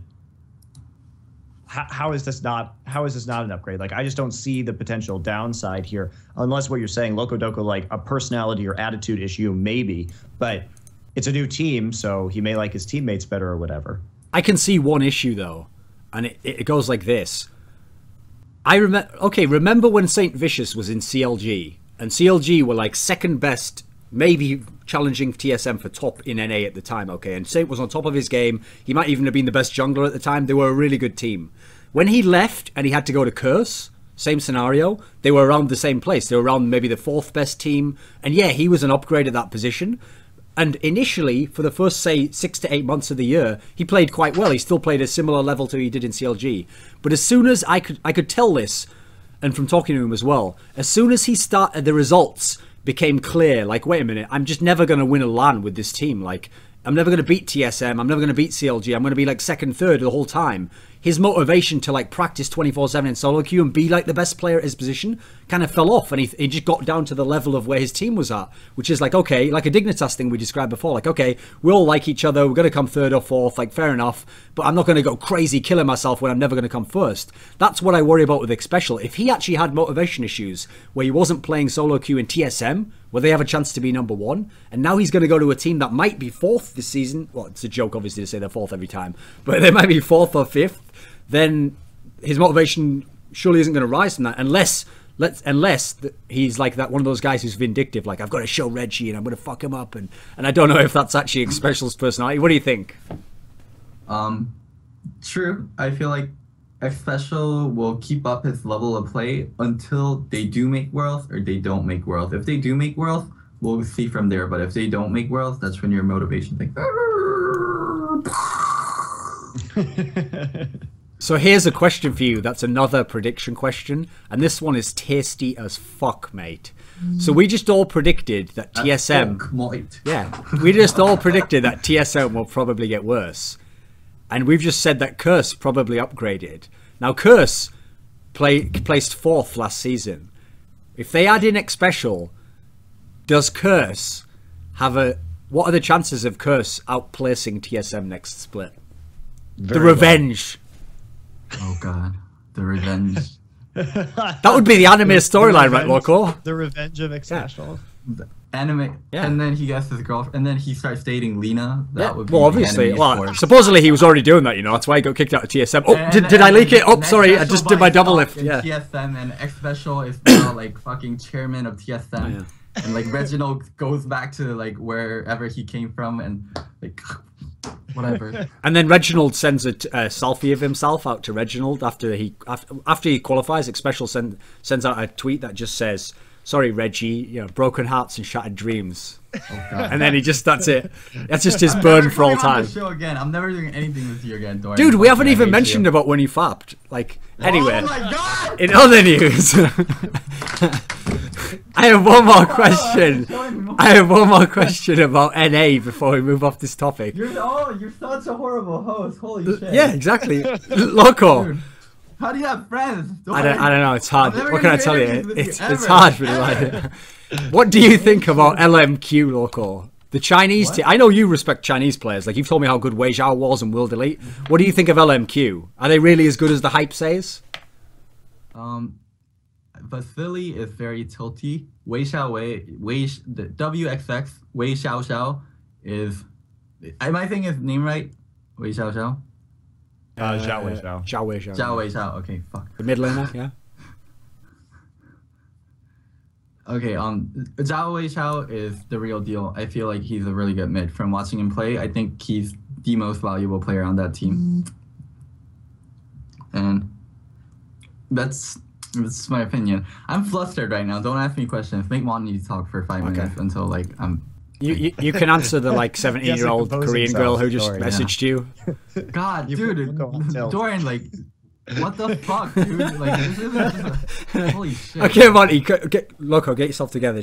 Get in the mindset. You're about to play the OGN final. No, wait a minute, the OGN semi-final. Yeah, you keep going. All right. No, I don't know. I think it's really too early to read the whole TSM situation or the Curse situation. I don't think Curse is going to be better than TSM just because they still have a lot of problems with their solo lanes. Like, it just seems really unlikely that that's going to happen. But other than that, yeah, I think we're still waiting on the results of whatever EG is doing as well. There are probably going to be more roster changes just based on the fact that they are having tryouts and everything like that. So it's looking interesting. I mean, we can talk about Europe a bit, or Korea, the European stuff. I mean, I said this as well, and a lot, like Reckless was talking to me on Twitter about it, but there hasn't really been a good upgrade for Europe, and the fact that Alex Ich is leaving Gambit and going to an amateur team. Leaving LCS is the bigger deal, I think. Yeah, you're getting one of the best players ever out of your region in the top flight. That's bad. Yeah, it's bad, and not only that, but if you're Gambit, Gambit is one of those teams that doesn't have a really good ability to upgrade because they have to take a Russian-speaking player, fundamentally. Unless they totally redo the whole team and possibly have to kick people out like Genja, etc., you know? Yeah, Genja and Darien, because Diamond's English is okay. Yeah, his is fine. Edward's fine. Okay. But you understand, like, it's really hard just to fill the Alex Ich role on that team, and that's disturbing. And then, of course, Copenhagen Wolves qualify. Forgiven runs out of the LCS, even though he's a very good AD carry. And then Amazing goes over to America. It's like, where are the good roster changes from Europe? It just seems like they're dismantling their own scene. And when I said this on Twitter, I was really worried about the average level of competition. Yeah. Yes, Fnatic's fine. Yes, SK is fine. We're not talking about these teams. We're talking about the average level of competition, which drives these teams to actually the highest competitive level possible. And that's going down. And Reckless was also a bit concerned about this. And he's a very motivated player. I'm sure Froggen, if we had talked to him now, would be a little bit worried about it too, just because the less quality teams, the less you are able to improve. So I'm a bit worried about Europe. I really am. So I made a tweet that was along your lines, Monty, where I said that LCS EU looks like it's going to be fucking appalling next split. And I made it on the same lines, okay? What I meant was the average level looks like it's going to be worse than it was. You're hoping with each split, okay, with the relegation system and transfers, that it's going to get better each split. Now it looks like the average level is going to be worse. And the key thing that you said there was that since, like, here's the thing, the top 4 teams in Europe are all exactly the same. They're fine. They can do the same next season. But think about the last split of NA, and this will make the point for you as to why it's important to have competition at the bottom as well. The last split of NA, think about a team like CLG. CLG and TSM spent all season dumpstering all those 5 bad teams in general, right? TSM destroyed every team that wasn't called Cloud9, basically. They had an insane record at the end of the season. And so they had these amazing seasons where all season long they're just wrecking everyone. But then the one team they need to beat, C9, they've only got to play 4 times and now they lose to them. If they'd have been playing teams who were competitive all the time, then they would have seen, okay, do we have a weakness here? Arrow rotation is not good enough here. Think about how many games TSM won in that split where they didn't make a super good tactical move. They just won the lane and they just won the team fight. They never got properly tested. So that's what you worry about. You worry if next season Fnatic can just cruise through the bad teams and then either fail and not get into the World Championship or just get into the World Championship too easily and then they go to Worlds and they find out they're not good enough. But they wouldn't have been able to find out until that point, you know. They wouldn't have had enough competition that could beat them. I mean, Loco, you come from Korea where, like, the scene's insanely deep. Yeah. Wasn't there a time when teams like Blaze or Frost might have been able to just cruise like this and the scene was a bit weaker? Definitely during the first season, but you know, that's the initial reason for there being Frost and Blaze, because we were only a one, like, we were initially just MIG. It wasn't MIG, Frost and Blaze from the beginning, but we thought, you know what, it sucks to scrim people with 150 ping and these NA teams in it. Like, there's time difference and they cancel on us all the time and they're late and they're lazy and they tilt and they stop playing scrims. This is fucked up. We can't get practice this way. And we felt like we needed good scrim partners, and that's what Blaze started out as, scrim partners for Frost. What was the initial question? I got lost. Sorry. Like the competition level in Europe. If like the bottom four basically losing people, and especially like a great player like Alex Ich leaving, if that like hurts the region going forward, Bengi my world. Of course it hurts. Like, of course it hurts. But if Fnatic is smart enough, if SK is smart enough, they'll be able to maintain their level. Let's talk about what happened with C9. Like, they were practicing against amateur teams, but they were very critical of their play, and they knew what they were doing right and what they were doing wrong. And Hai and Lemon were able to point that out, and they tried to adapt to other people, like to Koreans, and they improved from being an amateur team to being a top LCS team. So of course they screamed LCS teams while they were amateur, but you can.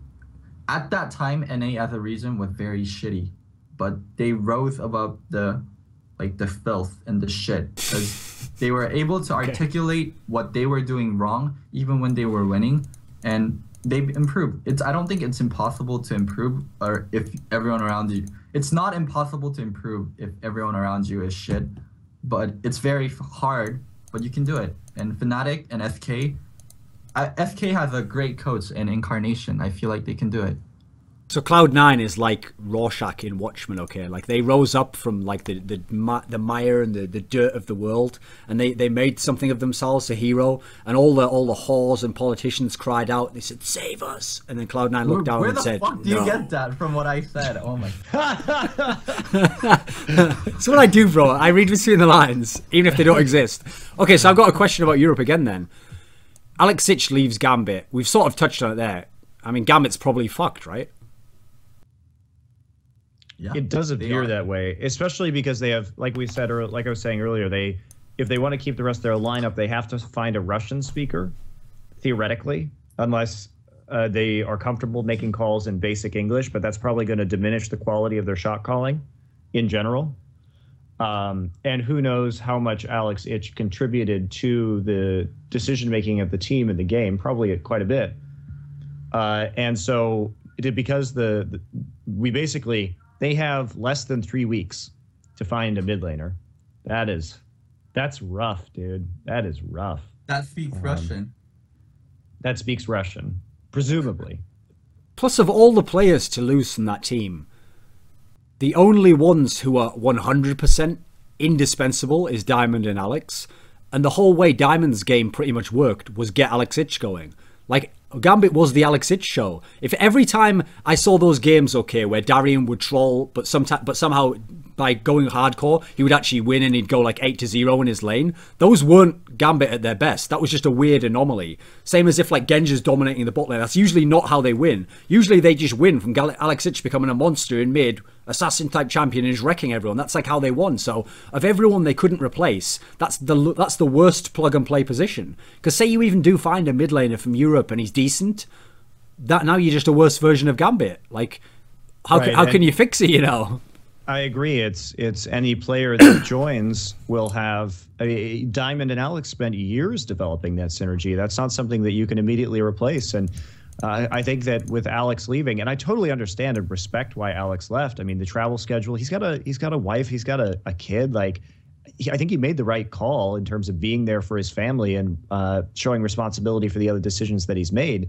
But it's going to be a long rebuilding process for Gambit, and maybe they never get back. Maybe it is the death of Gambit. I don't know. I hope it isn't. I think it is too, though. I think it is. I think it kind of is. I still think they could have a team that could be LCS and could stay in LCS. Okay, maybe like 5th or 6th. That's not what Gambit was about. Gambit was about a European powerhouse. Was always able to compete on an international level. Like, sure, they can be LCS, but there has been shitty teams in the LCS, and why does Gambit have to fucking go down to we're just an LCS team in Europe? Sure. I mean, I think you even something you touched on there, Monty. Like, what did Alex Ich have? What was his role in terms of Diamond procs? From doing interviews, I think there's even an element that people don't know about Gambit because they haven't done that much stuff in English, which is that when Edward joined the team, he was like really inexperienced, and he'll even tell you like, okay, Alex Ich was like, he said when Edward joined Gambit, Edward was the one who recommended Diamond Procs, okay? And Diamond Procs at the time was like a 1700 elo jungler guy that didn't even really play jungle, that he used to duo queue bot with on like EU West or something. And Edward literally said to to Alex, like, I have this player who can be our jungler, but you have to agree to teach him and me the game. Because they hadn't played the game that much. And so if you think about it, if Alex Ich was the first real star of that team, no wonder the team was so perfectly built around him. If he got to have a role even in how his jungler plays, how the support plays. Remember, they were the first team to have that roaming support who came up and helped and got the kill in mid while Genji just held on his own. It almost makes sense that the team just worked perfectly around him, but as a result, he's the one guy then who you can't replace. Because again, maybe then even if you brought in another player, Alex can teach him what our style is and what we're supposed to do here. Like, they kind of shit out of luck in that sense. Yeah, So it's really rough. Another EU move is Alex Ich is leaving. And by the way, for anyone who wonders, Alex Ich, if he wanted to, could tomorrow have gone to Dignitas or could have gone to another LCS team. The whole point is, he saw this as an opportunity to not only leave Gambit, that he doesn't think is going to come at the top of the league because they've got problems, but he also thought, okay, this is also a perfect opportunity for me to go into Challenger League and just play online and I can be at home with my family. So to him, it's not that he didn't have the option. He actually wants to be in Challenger right now. But this team he's made in Challenger looks pretty tasty, right? Yeah, I mean, it looks pretty good. Do you know anything about those players, Loco? Mithy? Yeah, I know Mithy. Anyone else? Oh yeah, remember you played the duo queue game when Mithy splits crank. Yeah, I remember. Nuke Duck. I knew Forgiven for being super toxic. Who was the top laner? It was gonna be Alex. Oh, Alex is that's another thing we haven't talked about. Alex Ich is not only leaving his team, so we can all think to ourselves, okay, but if you put Alex Ich on Copenhagen Wolves, it's still going to be awesome. He's a great mid laner. No, Alex Ich is going to the top lane now. I mean, listen, fair enough, he plays Rise, so that's maybe a good excuse, but how is Alex Ich going to do top lane, Monty? Come on, you know how bad role swaps are. I think he'll be fine, actually. Will he be as good as he was at mid? Well, maybe not initially, but he's going to be in the challenger scene, so I think he's going to look amazing by that standard. I mean, look who's going to be competing against. But also the thing about that super team is they're going to be scrimming with all the LCS teams because they're clearly good enough. Sure. Which is what Nip did, so they definitely will be able to get the practice. Yeah. I think it'll be fine. And I think that I mean, I haven't seen very much of him, but there's a lot of hype surrounding this really young jungle kid, so maybe he's good. I don't know. I don't watch EU Challenger. Locodoco, as a man. Okay. I want to talk about Coke. Okay, let's go. What I heard about Charlie, or what I heard from Charlie, the C9 analyst that worked with Co seems very good mechanically, but here, like, it's always a problem with young players that are good mechanically. They're stupid as fuck. Like, and yeah, they are. Really you guys have never dealt with anyone like that, have you? Monty dealt with someone like that, but it's a really I think he still does. It's a really common theme with younger players with good mechanics to be good mechanically and terrible in decision making and rotation, because it's impossible to teach them, because the only practice they ever get is from solo queue, and they get away with making bad decisions all the time because they're good mechanically. They put themselves in a bad position and they outplay people, and they're like, you know what, I made a good play, I made an outplay, I'm the greatest player in the world. But what actually they should be saying to themselves is, I was in a bad spot and I shouldn't be in this spot again. But they get positive reinforcements from in solo queue, and they're like, oh, the outplays, oh, I'm on top of Reddit. And it's hard to teach them because they don't realize what they're doing is wrong, and their good mechanics are actually holding them back from getting better decision making. Yeah, I agree with Loco. I think I think he said it very well. And that's what I heard from Charlie about Co. A good mechanical player that's really hard to work with because he can't get better decision-wise because he won't fucking listen, because he's like, I'm doing fine, I'm doing good, I made the kill, I got the gank off, what are you talking about? Well, that said, with a player as veteran as Alex Ich, and who's older and, you know, very direct like Alex, he could really benefit actually from being on a team with Alex if Alex is the one who's helping him learn and tell him what to do. Alex is really a great guy, and I think he would take more of a mentoring role in that scenario. And it could be really good for Co to work on, to be on a team with Alex Ich like that. He could really develop into a good player on that team. That's what I think. So one of the teams that was really thrown every which way by all these moves is Copenhagen Wolves, obviously. They lost their star AD carry. Jeez. they lost their star jungler. In theory, the players who are left are like the role players or the players who people thought were going to be replaced. Like everyone I knew before these moves, said, okay, don't worry about Copenhagen Wolves. They did all right last season, but like they'll replace Kautar, they'll get a better mid laner, and then maybe they can get like a different support or something. Maybe Mithy joins them. Like maybe things will work out for them. As it stands right now, the very basics we know about the Wolves lineup, they look like the worst lineup in LCS. It's between them and Super Hot Crew at the moment for me. Thoughts? I think Super Hot Crew will do better. Cause I do too. Wow. I heard they're getting a coach, and I heard they're doing things to go from just a casual team to be more like a real LCS team. Okay. The problem is though, when you saw last split, like the all-star performances were amazing and forgiven, and now they don't have either. So you have to wonder, like, how are they going to cope? I mean, it's probably done. They've probably given Millennium a favor. They have a better chance of doing it just from having better players. Okay, so I think we've got almost everything in EU. Is there anything else on EU we want to cover before we leave this topic? Let me think. EU-wise. Okay, well, we can talk about how we'll think EU will do like at Worlds. Like, Okay. Do you guys think Alliance, Fnatic, and Roadcat are world-class material? And SK. And SK. Okay.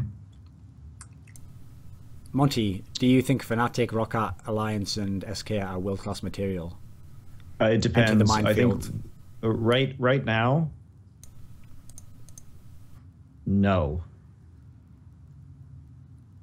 I don't think so. None of them. Absolutely none of those 4 teams are world-class. I think SK has the biggest chance to be. For context, Monty thinks C9 are world-class, yeah? I think they're getting there. I think they're close. Okay, so how does how close is C9 to SK, Alliance, Fnatic, and all those? Are they better than all of them? It's just really hard to tell because I don't think that Fnatic is improving as much as they should be, and I think that Europe is really stagnated in terms of tactics, and their pick and ban is just fucking bizarre. And I think that there was what was interesting is actually that unfortunately the LCS is starting so soon after All Stars because CLG was actually planning on boot camping with Alliance, which I think would have been great for both of us. I think it would have improved our laning and improved their shot calling, but that can't happen because LCS starts like so soon after All Stars that we just literally have no time in order to get together and have a boot camp. Damn, Riot really hits us in national matchups. No. Keep going. It's really makes me sad actually because I think that we were going to have a good thing going there, but unfortunately it's not going to be a reality at least at this given point in time. But it's just trying to. Europe has the better mechanical players, but NA has at the top level, at the top teams, the better tactics. So it's hard to get a read on that situation. I think it's mostly Where depends are on they the better matchup. mechanically? Huh? Where are they better mechanically? Europe? Yeah, like most of Fnatic. Almost every position, mate. For real? Who is Yeah. better mechanically, Locodoco, than Soaz Yeah. in NA? Or Which player is better? Balls. He's better mechanically than Soaz. I don't think so. You know, Soaz can play don't- like every champion almost to like a fucking insane degree. I've seen Thoaz play. I think he's good, but like I don't think he outclasses Balls. Maybe he's slightly better at best. Doesn't I don't Balls think play he- like 3 champions? Yeah, he He has a plays way meta bigger champion. champions. Okay, I can agree with Thoaz having a bigger champion pool, but I can't agree with him. I don't think it's a legitimate statement to say Thoaz is better than Balls. Okay, let's go down. mechanically. Let's keep being fair though. Let's go down the positions. So, jungler. Okay, Meteos is really good mechanically, jungler, right? Yeah, he's better than But Sion. but That's but true. aren't the other ones from Europe like Amazing, like Diamond Prox? Aren't these players better mechanically than the other NA junglers aside from Meteos? Yeah. No, but Dexter's up there. Okay. Yeah, okay. other I than forgot he was in Dexter- NA as well. Yeah.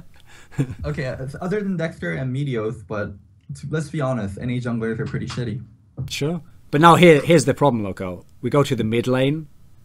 Are you Uh-huh. really going to tell me there's NA mid laners from NA, born in NA passport, I am American, I love hamburgers, who are better than the best Okay, EU then we mid gotta laners? remove Dexter from jungle too. Yeah, okay. Come on, that mid lane's a total landslide, right? Mid lane is a total landslide. EU has always had really strong mids. But here's the problem. As I keep going, you're probably thinking, okay, but eventually we're going to get to some positions where NA has the best, AD. right? Okay. So AD, name me your top 4 AD carries from North America, please. Okay. Sneaky. Obviously. Turtle. And that weird-looking Chinese kid on CLG. The kid, the face check lift. Yeah, okay. Yeah. So we've got those 3, and who's the 4th? Cutie Pie? Vasily? Who do you want? Cutie Pie. Cutie Pie. Okay, Cutie Pie. Whatever. No way, Vasily. Well, Vasily's Chinese or whatever. Oh, Okay. fuck! For mid, we forgot Shifter. Yeah, sure. Shifter's good mechanically. Okay, but okay. The point is that Reckless is also up in that tier. That guy's with a all those monster. Other guys. And by the way, Creaton's pretty good mechanically as well. Yeah. Admittedly, AD's probably the one position I think NA has got the deeper pool at. But come on, agree. support. That's not even a fucking debate, dude. The second best or best support in NA is Lemonation. And his mechanics would get wrecked by those guys in Europe. It would be Afromu Xpecial Elimination. Yeah? Okay. Yeah. But now think about in Europe. Okay? Your mechanical support. So we've got Edward. We've got Yellow Star. We've got... Who else after that? Who do you think's third? Nif. Those 3 already mechanically are better than the ones we just listed there from NA. No? I could be wrong. Like, I don't think overall EU is better mechanically. Like, it's on similar levels, and certain positions EU is better. But it's, as a blanket statement, EU better than NA mechanically. Not really. I think they're on the same level. Then why do you think EU in general's laning phase is better? You don't agree with that? I think it's team dependent. I don't think like overall EU lanes better than NA. Where do you get that? When was the last international competition? Battle of Atlantic? No, IEM, dude. IEM World Championship. Oh, IEM. Okay. Fnatic really did outlane Cloud9 in their games. It's true. Mm-hmm. That's the thing. I actually agree, sort of, which is it is hard to put any. In fact, I think it's hard to put any teams from both regions on the world class level because it's like I kind of mentioned the other time. They all have some sort of flaw. Yeah, so, like, I agree with that. That's so like why Fnatic are fucking struggling. beasts. Yeah, if everything works okay and Xpecial gets going, Fnatic can be beasts and they could do really, really well. But if Xpecial is doing badly, who the fuck knows? That team could really drop off hard. What's funny is the reason why I don't put C9 even in the category of like world class is because C9 has no flaw of their own fault. Their flaw is just that they don't have the super strong laders. So that's always going to be an obvious thing that could go wrong, you know. Whereas Alliance and Fnatic are the 2 like gamble teams where you hope if everything went perfect in lane phase, they can potentially get ahead or be with anyone, you know, in the world. SK have the same problem C9 have, right? Great strategical side, but maybe the skill-wise they'll get overpowered. And then Roccat, who the fuck knows how Roccat would do versus international competition? I have no clue there. I can't even give an opinion, you know. I don't think it'd be great, though. I don't think it'd be great either. They'll either pull the second coming of Gambit or they'll be pretty shit. That's so true. That's sort of true in a way. They are a bit like a Gambit type team. Like they just have that weird quality to them. Okay, so... I think that's just about everything for EU. Let's go into Korea then. So just so I don't forget, okay, before we talk about the Blue versus Ozone, I want to talk about the Shield versus Blaze. Okay. Because here's the thing, okay. I like Blaze, okay. I'll say that up front, Loco. I love Blaze. I love Flame. You have the giant. I love Blaze too. Hard on for Blaze, dude. It's not even for like, Blaze, really. Sure It's for Flame, dude. Like those games when Flame, Game 5 when Flame was tilting. Yep, we're gonna go into this, motherfucker. Yeah. You're like, why won't you teleport Flame? It wasn't. That's the thing. It's not even just Blaze. It's Flame, really. I think Flame's awesome. I love him. I love watching his games, right? Even in the shitty tank top meta. But when I saw the season was shaping up like this, oh my god, SK Telecom might go out in the groups. This is our chance. We could do this. Oh, they made it through. SK Telecom went out. Okay, that's just Ozone. We just got to beat Ozone now. Ozone went out. Oh my god, Bliss is gonna win. But hallelujah, Flame. I worship you. You're the best. Should have been like, yeah. Shield knocked out the KT Bullets, who like destroy Blaze every time they meet. So yeah, exactly. I thought okay. Yeah. I thought, listen, ambition sort of chokes sometimes now. You know, the newer players can be a bit inexperienced, but this is it. This is the perfect season. If it's ever going to happen, it's going to happen now. So then I went into this series, Shield versus Blaze. And even though, listen, I'll admit Shield have looked good this season, but because they looked so bad in that round of 8, like they should have lost. by all rights, they should have gone out in the round of 8. I thought, okay, they're going to beat them. So to talk about Flame and to talk about Blaze, I have to prepare myself mentally. Okay, so you ready? Let me just compose myself a second. Okay. Okay, so You're such a little fanboy. Flame these guys can't see on the webcam, by the way, but if you look on the Twitch stream, just look what I'm doing so I can keep talking. So Flame in this series, I thought, okay, he's going to prove the pretender save was bullshit. Okay, Flame's still number 1, and so game 1 he lets save have, he lets save have Shyvana.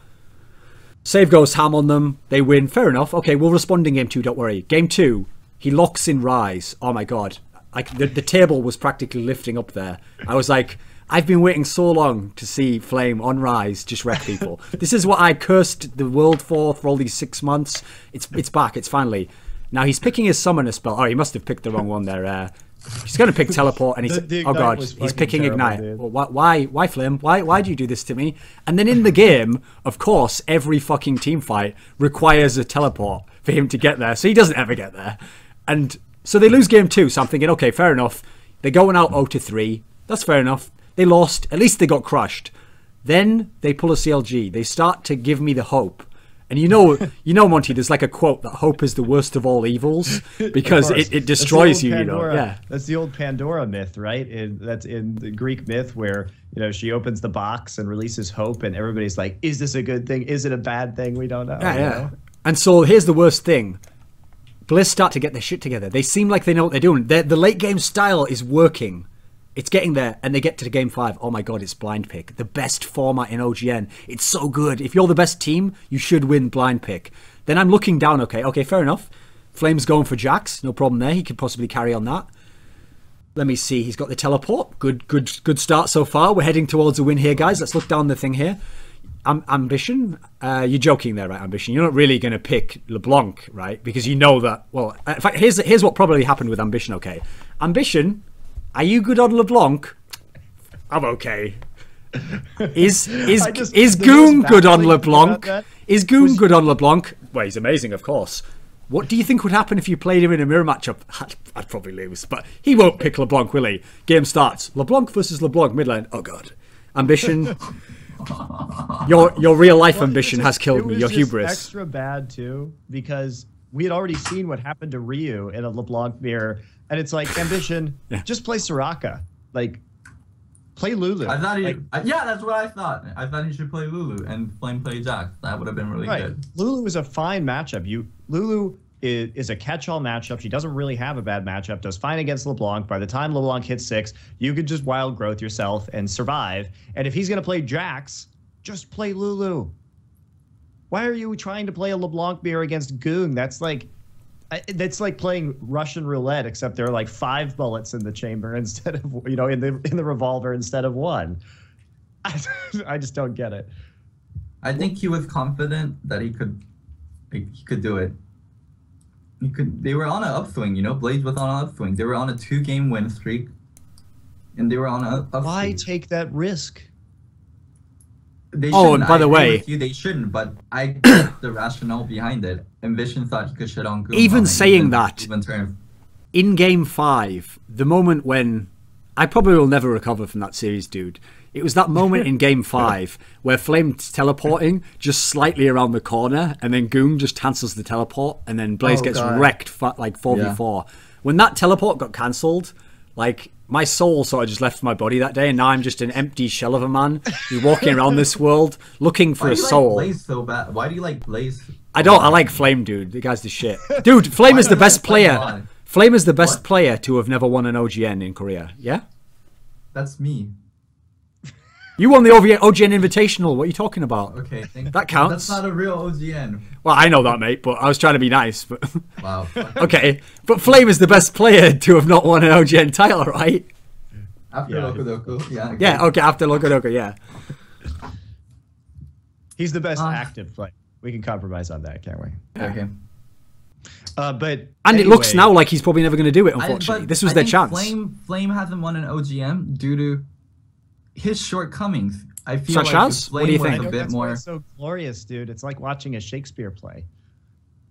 If Flame could just like sit the fuck down and like deflate his head a little bit, just be like, "Ugh," and deflate just a little bit, like get his ego in control, I think Blaze could be really strong. But Blaze just doesn't break out of that meta of like mid and top carrying. Their bot and their jungle always make sacrifices for their mid and top.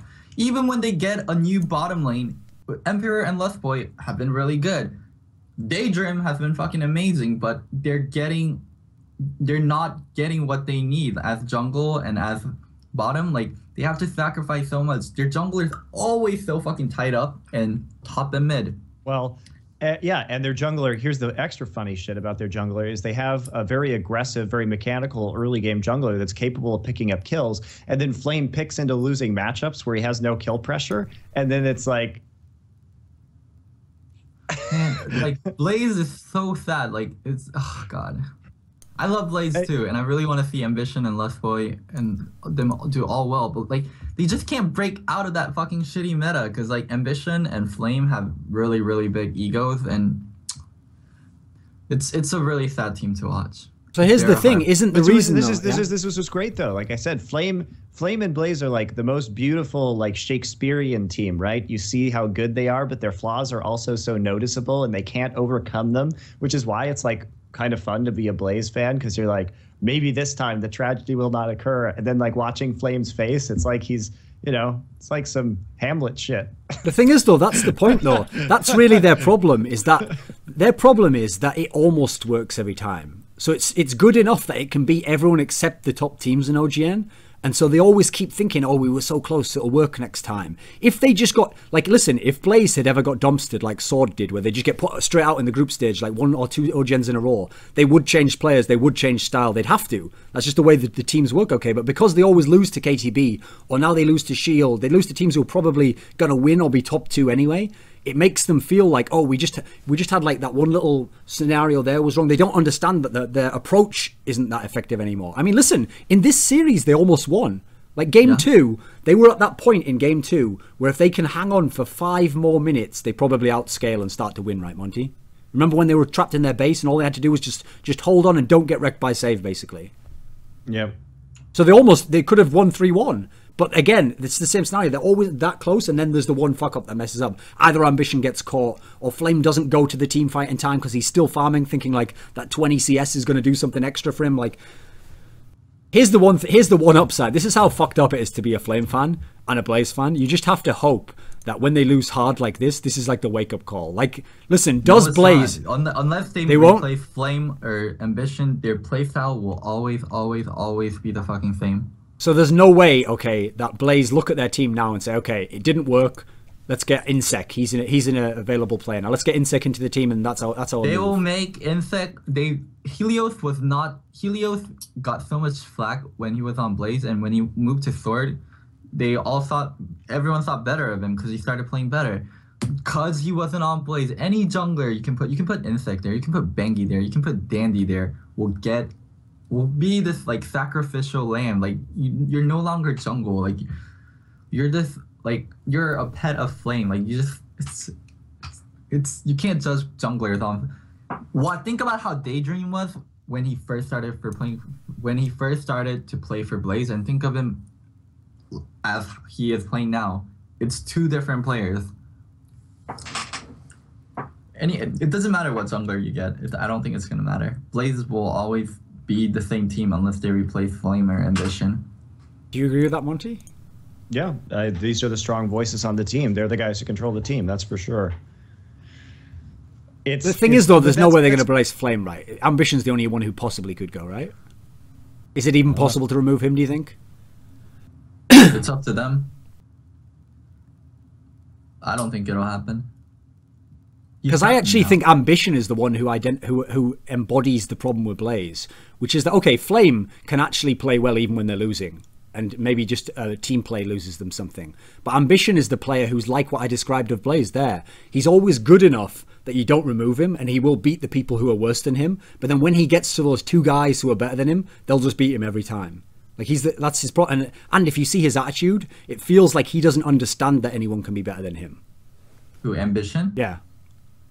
He knows Faker's better. He knows Ryu's better. He has gotten dumpstered by Ryu since the very first start of OGN. The very first season of OGN. OGN Spring 2012, round of 16. Ryu killed him level 2 in a Zillion Ari matchup. He's always gotten dumpstered by Ryu from the very start of his fucking career. He knows there are players better, but he knows he's good enough to stay on the team. And who are you going to replace Ambition with? Apto next season. The dream. The dream. Apto versus Incarnation. Apto Flame, same team. It's gonna be worse for the jungle and the bottom lane. Blaze is that team. They have 2 superstars and their solo lanes. It's just really hard to work with. They're sort of like Coast in a way. That's the worst thing anyone's ever said about Blaze. You really must hate them. Coast is the Blaze of NA. Coast is the Blaze of NA. Their playstyle. How dare you, sir? Anyway, let's give some credit to. It's true. Okay. Playstyle-wise, Coast is Blaze. Let's. I want to go back to Game 5 because the really great thing about this game was that they killed Goong, right? And this is.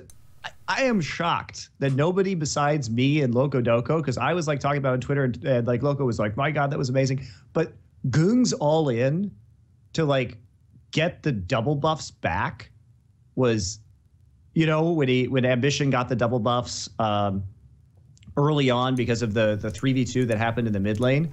And the fact that like Goong went in to kill a double buffed Ambition into all 3 of them and like surprise them was like one of the biggest clutch plays I have seen in League of Legends, because I was so surprised that he did that, but it was an all-in move. It was like, oh man, I'm really screwed. I guess I better like take out my giant balls and like go in here and see if I can make something out of this situation. He got the kill, and then the double buffs were transferred back to Daydream on the jungle. So it was like a net 0.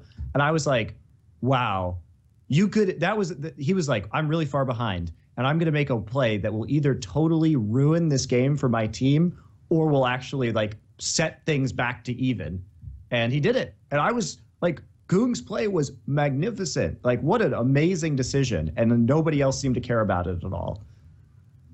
Okay, as a player, what I want to say about that is I don't think it was a decision. I think Goong did it because it felt right. Like in that moment, blind pick game, like that is the most nervous moment like you can ever be as a player. Like blind pick is do or die. You either make it or you're fucking like it's gonna break, you know? And it's fucking round of 4. And to be frank, like whoever wins from that bracket is probably gonna win the championship. Is probably gonna win OGN. And Goong knew it too. And at that moment, I felt like Goong just did it. He did it because it felt right. He didn't think about like the consequences or if this is going to win him the game or if this is going to lose him the game. It felt right and he did it. But all I'm saying is I'm surprised like the fans didn't go ballistic for that play, because it was such like a clutch ballsy play. And if you knew if you knew the consequences of it, like we can sit here discussing it and we know like how much it meant and what kind of decision like making it took, but like it just looks like, oh, he traded kills to a regular OGN fan. I don't know. It was all I'm saying is like for me that has been like the single like standout play of the playoffs so far. It was really freaking sweet. And I loved it. And I hope people like appreciate it. But anyway, so that like Goong is pretty good and Shield is pretty good. So let's give more credit to Shield than what they did well. Watch is like super inconsistent. He's either really good or really bad. I mean, the way that series went, Save was like the MVP of the series, right? Not Goong. Overall, yeah, probably. Save had flashier moments, but Goong was consistent. I actually thought the guy who got... Yeah, continue, Monty. But Save, what I love about Save is just the way he groups with his team at the right time. He has a really good sense of map pressure. That's what I really like about watching Save play, is that he's really a team player and he sacrifices a lot for the team, but he always is showing up on time. He's always flanking from the right angle. He's always putting pressure on the right lane at the right time. He's just really solid. So do you buy like based on that series there, do we take Flame's best top laner status away and Save gets it now? What do you think, you two? Is Save Loco the best doesn't top laner in Korea? In this meta, yeah. Yeah, I agree in this meta. If he has always liked Jax, he has always liked Shyvana, he has always liked these hyper carry, super tanky bruisers. And that's what's good in this meta right now, Jax and Shyvana. And Irelia too, maybe. And Ryze. He has always liked Ryze also. It's an odd meta where like the champions that are really good, the top 4 champions that are really good are the champs that Save is like really, really good on. Ryze, because he used to be a mid player and he used to play Ryze. And Shyvana, Jax, Irelia, because that's the kind of champion he likes. Season 2, very... do you remember Season 2 where it was always Jax, Irelia? Like, he likes those kind of champs. Yeah. No, I mean, I'll definitely concede on this particular meta. He seems like the best. Like, this seems perfect for him. But I'm actually skeptical. Oh my god. I still think as an overall top laner, Flame is better. Did you think that when Impact was also really good? Yeah. Don't you think Flame is a bit limited on how he plays? He can never play the sacrificial role whenever he needs to, and that really limits him as a player. You could be right about that, but I'd also ask this. How else could his team play? His team's only way to play when he's the top laner is go super late game and let him win the game. Because he forces it that way. He makes it so. You don't know. He's the only reason. He didn't have to take Ignite on Ryze. He could. No, that's true. That's my point. It wasn't in-game skill decisions that made him lose this series. He actually was doing fine. He just did stupid stuff like he fucked up the teleport by getting caught in game 5. That's not as bad, I guess. He didn't have teleport and then he didn't group at all almost in game 2, which really fucked them. Just for like the 10 extra CS every time. And he's that guy where it was almost like Froggen when he said about if he played high, he wouldn't know what he'd do because if high left lane, he'd just be thinking like, well, he's giving up CS. What is he doing? That's like what Flame's like. Like when your other top laner goes MIA, Flame's like the guy in solo queue who doesn't type like MIA or SS. He just goes like, oh, cool, free farm. There's no one even here. And like that, there might be a reason why he's gone. It's like in basketball, okay? If you're open for a shot, there's a saying like, if you're open all the time and you're a bad player, you're open for a reason. Like they want you to take that shot like that. Like that's actually their plan. Like you're like, hey, cool, I'm open. I'll take this shot. Like that's what they wanted you to do, dude. The problem with Flame, I think, is I can't see how Blaze could reconfigure their team with this lineup to play any differently and have a chance to win. I think if they had another way to win, they'd do it. And if you're Flame, I also think after being fucked over so many times, like your teammates... You don't think Ever is good enough to carry? Not to full-on carry, I don't think. Sometimes he can, sometimes he doesn't. I mean, he never gets the chance to, you know? Like, whenever their bot starts winning, they don't fucking snowball off their bot. What happens is they try to make their top relevant again. And sometimes the top just has to stay irrelevant and just be there and, like, split push and draw pressure. But nope, Flame needs those ganks. Flame needs to farm. Flame needs to be carry. Flame needs to be superstar. From my experience of other games, right, there's a certain syndrome that comes into superstar players where when they're really good and they can even play well when their team loses and gets eliminated, eventually what happens is they do sort of ruin the team's success because they stop trusting their teammates to have a chance to win the game. Yeah, this is my point. And so what happens is Flame isn't actually thinking he's being selfish. He's thinking, like he's like one of these players in basketball who's on a bad team but they're a good player, okay? And they think I'm just going to take every shot. Like even if I have 2 defenders on me, I have a better chance of making the shot than my bad teammate does, okay? So I don't trust them anymore. Whereas on the good teams, you have to hope that your teammates are good enough and you pass them the ball and then they make the shot, you know? So instead, he's like the guy where he now feels like, okay, we only have one chance to win. It has to be on me. I know I can win my laning phase. I know I can do well in team fights. So the team has to get me big and then I'll win the game, guys. And if they don't do that, then he probably just thinks, oh, you fucked up. He never thinks it's his fault. So I'll agree, it probably is his flaw there, his hubris of thinking he can do it every time. But again, tell me this. What would be the reconfiguration both of you would want to see from Blaze with only these players that would give him a better chance of winning right now? What should they change just tactically? Because you're saying it as though like he has these options and he doesn't take them, Loco. What would his options be? He needs to let Daydream and their bottom carry when they're ahead. Whenever they're... Daydream is a good player and he makes good ganks and he knows which lanes to prioritize. And whenever their bot starts winning, Flame needs to start playing a more defensive kind of top. You can't change picks in game, but he needs to realize, okay, my bot lane is winning. I don't need to shit on this guy. I don't need the 100 CS difference. I don't need to fucking like deny him. Like I don't need to do that. All I have to do is let my bot carry and let them win. Let jungle go to bottom. Let them fucking push down the tower. Let them get dragons.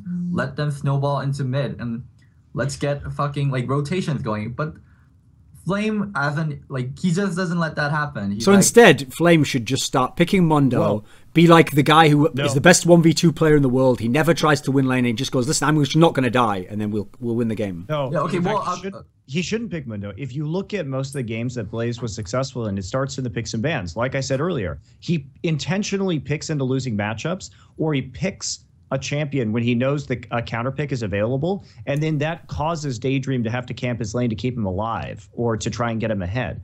When he picks Renekton and Daydream can play Kha'Zix, and they just raffle stomp a top lane, they play a lot better because they accelerate the pace of the game in their favor, right? That's what they should be doing, is saving picks or planning out their pick and ban phase better and waiting to see if they can get Flame an even or winning matchup and then use his strength instead of trying to constantly fight that battle where he's like, yeah, I'm going to pick this Ryze into a bad matchup, or I'm going to pick this Mundo into a bad matchup. It's like, but I'm Flame, so I can win, but I have to have a lot of jungle help, and then it just screws over the rest of his team. I agree completely. Thank you, Monty. So one person I want to bring up actually who never got any props almost in that series was in game 5 everyone was like, wow, Goong's so amazing. The player I thought that's what I'm going to bring up. Gorilla's hooks in that game were fucking insane. I think he hit almost every hook, every thresh hook that they needed to catch a player. He hit it every time. And that's what turned the fights now. Yeah, because in Korea, everyone thought Gorilla. Everyone's like Gorilla carried game 5. And stuff like that, everyone's crediting Gorilla for winning game 5. His hooks were insane. Yeah, and they were. I mean, that was really the deciding factor in the series. Was just Gorilla. Gorilla is part of that Shield crew that's really come up. Gorilla is actually one of the top solo queue players on the Challenger ladder. Alongside Goong. It's these guys have really stepped up mechanically their game. It's kind of amazing actually that Shield has been able to advance so far mechanically so quickly. I mean, when your team as a whole is trying harder and they're getting better and showing visually and results and just how you guys are playing, then you're motivated to get better. But when your team is mediocre, you know what? I'm not the first person on the chopping block. This person is. I'll just cruise along. I'll do better. And whenever he gets cut and I get a better player, then I can improve. But it wasn't like that with Shield. They keep getting upgrades in roster. They got Watch over Nofe. And Goong and Save has always been good, but they kept pushing themselves, and everyone kept pushing. And Sword sucking, I think, helped Shield in a lot of ways. A lot of the weight that was on Sword went to Shield, and they didn't buckle, they didn't collapse under the pressure. They've improved, and now they're the face of Najin. They're the team of they're the premier team of Najin. It's been Sword has been the face of Najin for about a year, especially with Magnoon on the team, but it's no longer that way. And when you think of Najin, you think of Shield now. Sure. I mean, before we talk about the final, let's go to the other semi-final. So it was Blue versus Ozone, and the storyline of the season, was it turns out Ozone's the best team in Korea. They're going to beat Blue, easy final, and then let's see who they play there, but they're probably going to win another title. How the fuck does Ozone just get ruffle stomped by Blue? They don't respect Dade. Yeah, and I also think that Blue had a better grasp on the meta in 4.6 than Ozone did. The fact that they were using these Kog'Maw, Mundo, Soraka comps, I think was really ahead of the curve. I think that just strategically in terms of their picks, they were really on point. And Ozone was trying to make MF work against Nami, Yasuo, and that they were getting dumpstered. Yep, they understood the patch better, and they didn't respect Dade enough. Why ban TF if you're not going to ban his Yasuo? he's still getting a comfort pick. It might force them into an all AD comp, but he's still getting a comfort pick. Not only that, but why would you pick MF when Yasuo and Nami are up? You win wall. MF is fine right now. She's gotten a lot better. But you have to be able to hit the MF ult. And all Dade was doing was wind wall, and then the Nami ult would roll in, and then he would just ult imp. And I was like, oh, Okay. I think MF is a good pick too, but if you're late picking it or counter picking it into things, it's a lot better. But they were picking MF in second and third rotation, where like, oh no, and they picked MF into Nami. That was like, what the fuck? Like, holy shit. So I think their pick and ban phase was really like shaky, and I think Blue won. Well, first off, Blue is really good, and you can't deny the fact that Acorn has had an incredible season, and so has Heart. But they're not better than Ozone, right? Heart keeps getting better. You know, the dude is like 27, and he keeps getting better. Like, you should have been retired by 25, and what the fuck, you're still playing at 27, and you're consistently getting better? Like, holy fuck. Yeah, Blue isn't better than Ozone, right?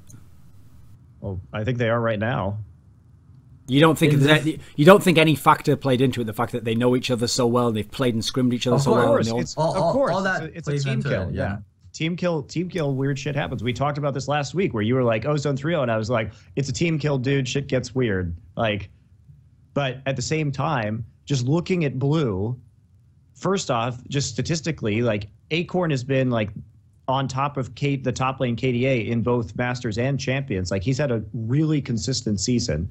Heart has been improving dramatically. Spirit has been improving dramatically. Dade is like back in like Super Saiyan Dade mode before he dies again, you know, sometime next season.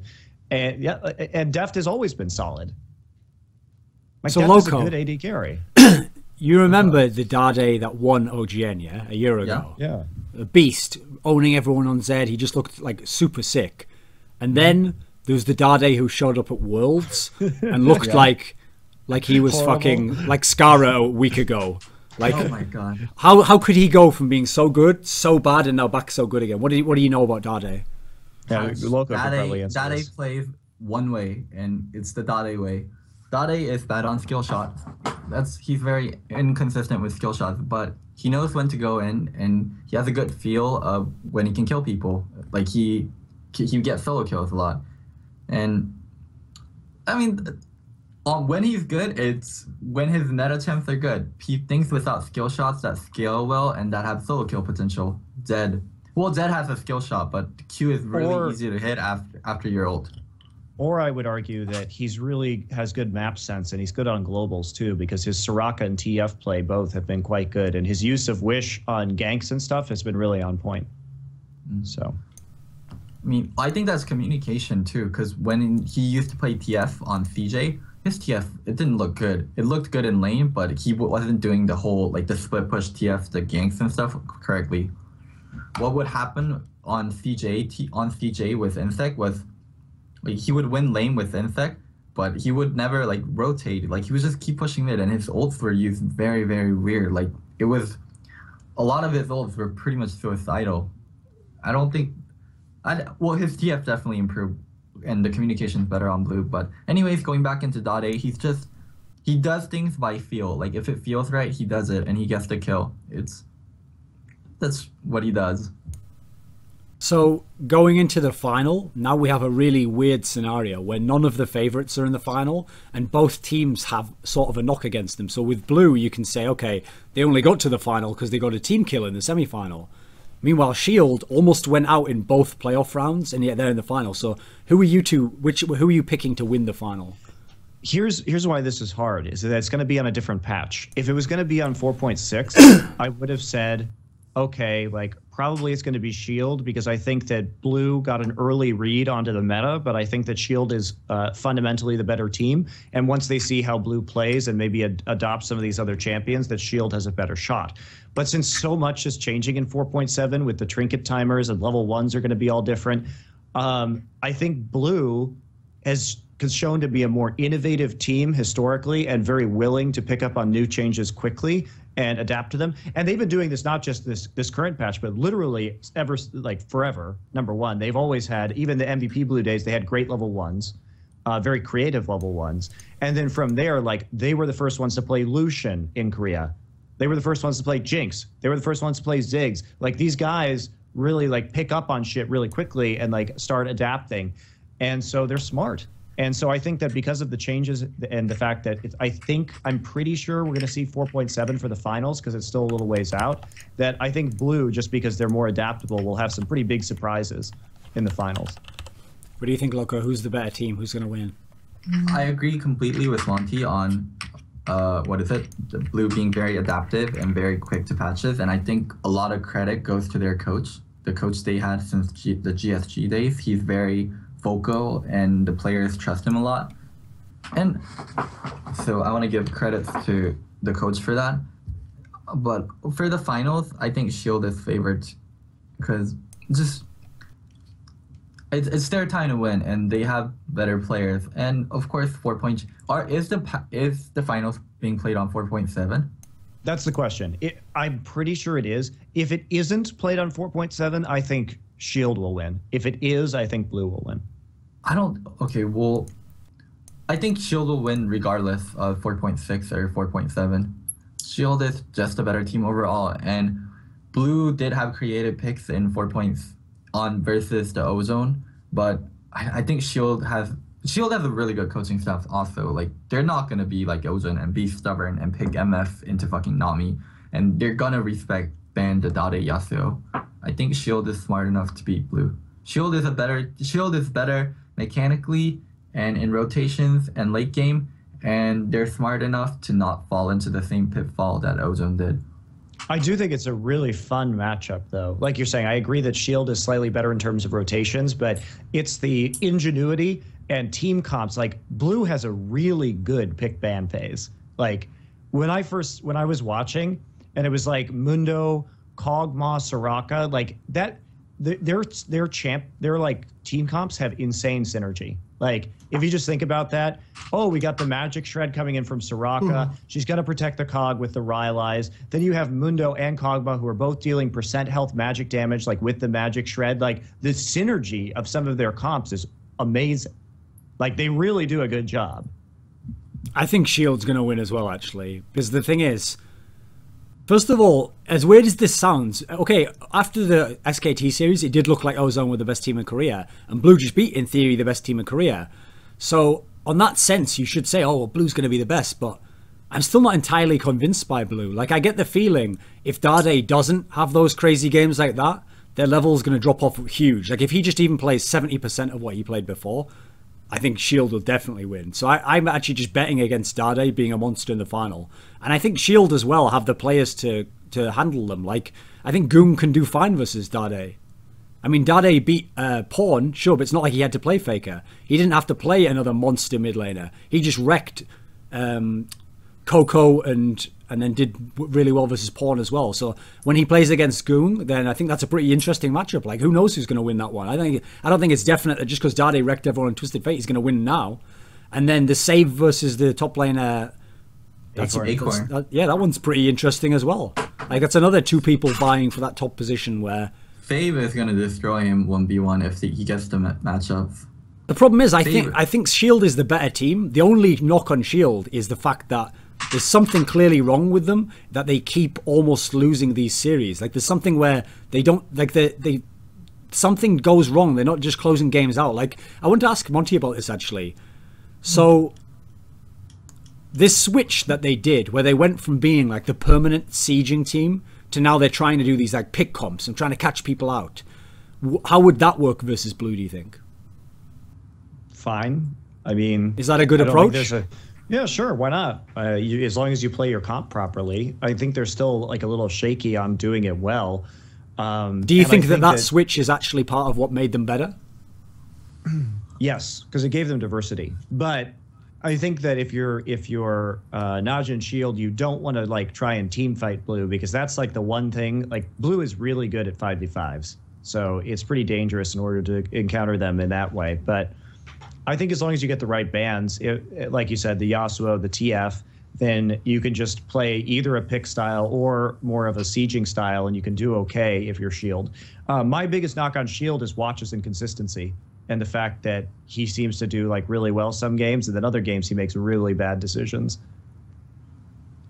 Watts and Gorilla being inconsistent have been downfalls of Shield. Yeah, Gorilla too. Gorilla has a very small champion pool on champions that he's really good at Thresh, but other than that, he's like kind of. He's good on Sona, but Sona's not a meta pick. That's the problem. Yeah, and Sona comes with some issues. So because it feels like okay, Loco. And one of the things I want to touch on that Monty said was Blue's team fighting being really good. You need to give so much credit to Deft for that. Deft is amazing in team fight. I think Deft is the best AD in team fights by far and none. Like, he's a level above Piglet and Imp in team fight. Like, anyone that wants to get better at AD, just watch how Deft team fights. Whenever he can do, he knows whenever he should die and just do the maximum damage possible, and he does retard insane amounts of damage on ADs. Like, watching him play Kog'Maw, watching him play Israel, the amount of damage he consistently puts out is insane. Just as an AD player, I always try to watch how the AD is playing a lot more than the other roles, and Deft is a good level above Imp and Piglet and other ADs. Deft is the best AD in the world right now, by far. He is at least a head above any other ADs. Not in lane. In lane, he might be on the level of everyone else, but in team fights, Deft is a head above. It is impressive how well he can use a Trinity Force Kog'Maw in a team fight too. Do you really think that though, Monty? You think that Deft is better AD carry than Piglet and Imp? Yeah, I agree with Loco right now. I hadn't thought of it really before, but reviewing in my head a lot of his builds and the way he uses Kog'Maw in a team fight and stays alive and manages to kite so efficiently, and the way that he staggers all of his Kog'Maw abilities to maximize the damage and get all the phage procs and everything, it is really impressive. Because one of the things about their team, when I was thinking about the two series they've played so far, Shield, obviously switching to Shield now for a second, one of the problems that I saw was when I was thinking about the switch to the pick style, it almost seemed like that helped them, gave them more diversity in what they could do, and they weren't just the one style of team. But then didn't that also hurt them to some degree? Because I've seen games, I think it was game 2 against Blaze, where they got past the point of the game where they could catch people with the pick style, and now they basically went into a siege style game, but without a siege comp, and they couldn't siege the base. They couldn't do anything. And basically Blaze were just sat in their base doing the standard Blaze hold till 50 minutes and then try and win the game. And if it wasn't for huge plays by specific players, they probably would have lost there. They looked like they were lost. They knew their instinct was to go to the old siege style, and they didn't have the comp for it. What do you think? Yeah, that was a little bit problematic. I agree. I think they're still adapting, but the nice thing is they've got 3 weeks to work on stuff. So they've got a good long time. So okay, we've done the predictions for the final. Okay, a couple of other Korean things. So the big Korean news that amazingly didn't seem to get that much hype actually was Insec has left KTB. Thoughts? I think Ryu and Mafa and Score are hard to work with. Locodoco, Star Tail person. I mean, I've talked about this in person with you, but Ryu, Mafa, and Score are tight. They're a tight-knit group. They have always stayed together, and the roster revolves around them. And Insec didn't fit in that well, and once Insec started doing bad, I mean, who knows if he left or if he got kicked, something happened. But I think the worst thing about Insec is he really did used to be one of the best junglers in the world. Not the best, but one of the best. And him switching to top was a horrible career decision. And so here's a question. Insec's been duoing with some of the SK Telecom guys recently in solo queue. Ooh, that might be a possibility, him going to K, because Bengi's falling off. Yep. Man, I feel really bad because I really like Bengi, and Bengi's one of those players I've worked with for a long time in the amateur scene before he was a superstar and went to win Worlds. He's always been a very communicative kind of jungle. He talks a lot, he talks to mid a lot, he talks to bot a lot, he talks to top a lot, and he's always in the right place because he knows how the lane is going and he can predict where the other jungler is going to be. But right now, that's not that important. You know where the other jungler is going to be, and the other jungler knows where you're going to be too, and you guys just do this dance and once you actually meet, your mechanics matter, and I think that's where Bengi falters a little, and that's where it really bit him in the ass. Well, it's a lot of when is because of the lane swaps right now, where jungle pathing is more predictable, at least in the early game. It's right now, the Bengi's strengths were just snowballing lanes and being at the right place for Faker and Impact and for their bottom duo, and that doesn't matter that much right now because of the lane swaps. And he has written coattails of Faker and Impact to somewhat of a degree. He's not a bad player, but he's had a really easy time jungling during the Worlds and Spring and Winter because your laners were so amazingly fucking good. Impact never lost lane. Faker always shot on lane 1v1 or 1v2, even with their jungle there. So Bengi could do whatever the fuck he wanted. Loco, did you really always? Did you actually always think this? Because if I went back in time with you right now, me and you hop in a time machine, and we go back to the winter season of OGN, and we ask any fan, any expert of League of Legends, they're all going to tell me and you, right, from their position back then in like December or something. No, Bengi's the best jungler in the whole world. He's the perfect package. He's amazing. He knows he's psychic. He knows where they're going to be. He wins every fight. He gets all his lanes ahead. They're going to tell you this guy's the best. Okay. He was the best jungler at a certain point where what really mattered was jungle mid synergy, and he had the best jungle mid synergy with Faker. He was the best jungle at that point. His strengths he played to his strengths, and his strengths were good for that meta.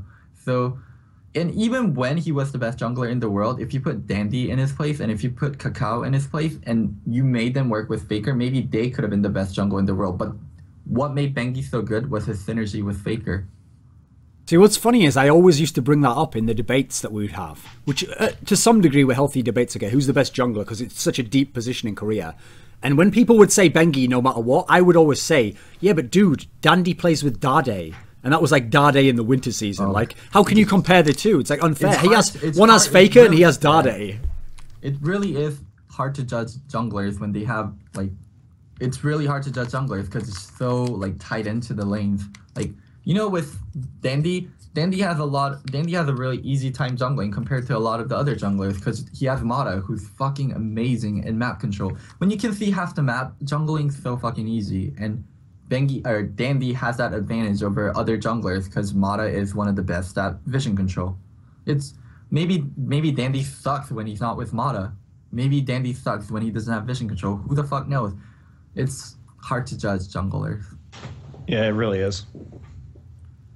Here's another hypothetical involving Insec. If he doesn't go to SK Telecom K, based on your knowledge of CJ, is there a chance he goes to Frost or Blaze? Being as both didn't do that well overall. No chance whatsoever that they would pick up Insec. No. Why not? Swift and Daydream are doing fine. They're good. Yeah, they're good. And Insec has been slumping, so I would not take them if I would not take Insec if I was those two teams. Monty was scared that Insec might go to solo mid. Really? Insec doesn't speak English. No. We'll Yeah. talk about this later. I was scared a different player would go. He was scared Diamond Fox would go, I reckon. Oh, he's pulled off the double. See, this double lift. Watch this video back. That's how you do a poker face. That's how you pull it off. You don't give anything away. I didn't hear what you said. Shit, Can we talk about All-Stars predictions? Yeah, let's go for it. Oh, I have one last question. One last Korean question. No, I have two. One's a short one, though. Another hypothetical. If Blue got to the final and they got completely dumpstered 3-0, so they were out, they had the best possible season they could have had, best run they could have had, best bracket, they get to the final and they get completely shit on, is there any chance that Ozone just say, you know what, maybe we should just bring Dade back? No. Well, there's a drama thing that plays into it, which I won't make public, but no. Like, even as a coaching perspective, no, but there's a drama thing that also plays into it. Dade fucked everyone's girlfriend. He's got the biggest dick in Korea. Okay, well, you said it, Loco, not me. Anyway, okay, Monty, did you have something to say? Anything to say on this topic, Monty? No, it just won't happen. Okay, so the last thing I had on Korea is, since we talked about Shield, we have to talk about Sword. Sword for like 4 seasons in a row or something. I've had like a good roster on paper, and you look at the names and you go, this should work. And yet they're losing in the group stage like 3 times in a row. They got a round of 8 one time before that, and they've just been gradually removing the good players. What happens to Sword now from your guys' perspective? I just want to point this out. Everybody's like, well, why is Sword so good in NLB? Here, let me. Who gives a shit? Here you go, Sword coaches. Here you go. Here's my free advice to you. You know why Sword is so good in NLB is because you make a roster change and it takes time for that roster change to start working. And then by the time you're in NLB, you've played more competitive games with your new roster, and then you start looking better. So why don't you just keep your roster the same way it is, and then we can move forward. It's interesting to see a CLG coach say something like that. What do you think, Loco? Is he got a point? To Monty's credit, CLG hasn't had that much roster changes since Monty joined. Yeah, I was joking about from when before his period. But I mean, you were in Najin. How could Sword be so bad? You remember when they had Xpecial, Prey? They should have had a sick team, right? Oh god. Everyone's been fucking everyone's mother again. Is it another team like that? No, it's just like they have no shot calling. Like they're like raw talent. They're like the TSM of Korea. Like win lane, no rotations. So when they had Watch, though, they were still pretty bad. Watch isn't like a dedicated shot caller. Their shot I actually caller think that Helios was really effective on that team. I wish they had more time with him. So, yeah. With Thor, like, what the? Mom, I'm busy. Okay, that would have been epic right there. People see Locodoco's mom on stream. That would be probably the best. That would this would be the best episode ever. Okay. Imagine if she'd just fully opened the door, walked right in, and she started talking to you in Korean. Dude, everyone would have lost their shit. And this is live. I can't take this shit offline. Okay, keep going. Okay. Without solid rotations though. Monty liked that. Without going into like the Thor drama thing, a lot of the players lost motivation, especially Prey. I think that's why Thor started sucking. Like Prey losing motivation and Xpecial retiring, that didn't help at all. And when Thor got knocked out of OGN for the third time, or knocked out around the 16th for the third time, and it was done, you know? Like, they were done. It's really sad though, because like people like Nagane and Helios are really fucking good. They deserve to be on an OGN team. And well, I hear there's a jungle spot on the KT Bullets. So what? Helios. KT Bullets? Do you think he's so communicative? Do you think that'll work well with Ryu, Mafa, and Score? Or yeah, Ryu, Mafa, and Score. No, I'm all need a jungler. I'm all for that move. Go? Let's ruin KTB as well. Let's send Helios there. Let's make him like the plague. He's like when the Americans brought those blankets and gave them to the Indians with smallpox. Like, here, have Helios. It's great, dude. We love him, but I think Helios, you should really have him. I definitely want to defend Helios. Okay, like, Helios isn't a bad player at all. He has really good strengths, and he played to his strengths on Sword, which made him really good. And his strengths were very downplayed on Blades, which made him look really bad. He's a very communicative jungle, and he talks a lot to his laner, and he shot calls really well. I mean, and KTB actually needs exactly what Helios is, but I don't think they'll be too accepting of him. For Helios to work, you need people that work well with him and that are friends with him and that will listen to him and that will respect him. And that wasn't Blaze, and that's not going to be KTB. And it sort of was Sword, and he needed more time to grow on Sword. So bearing in mind how rarely in OGN teams actually get players from other OGN level teams, they tend to get players out solo queue or subs or whatever.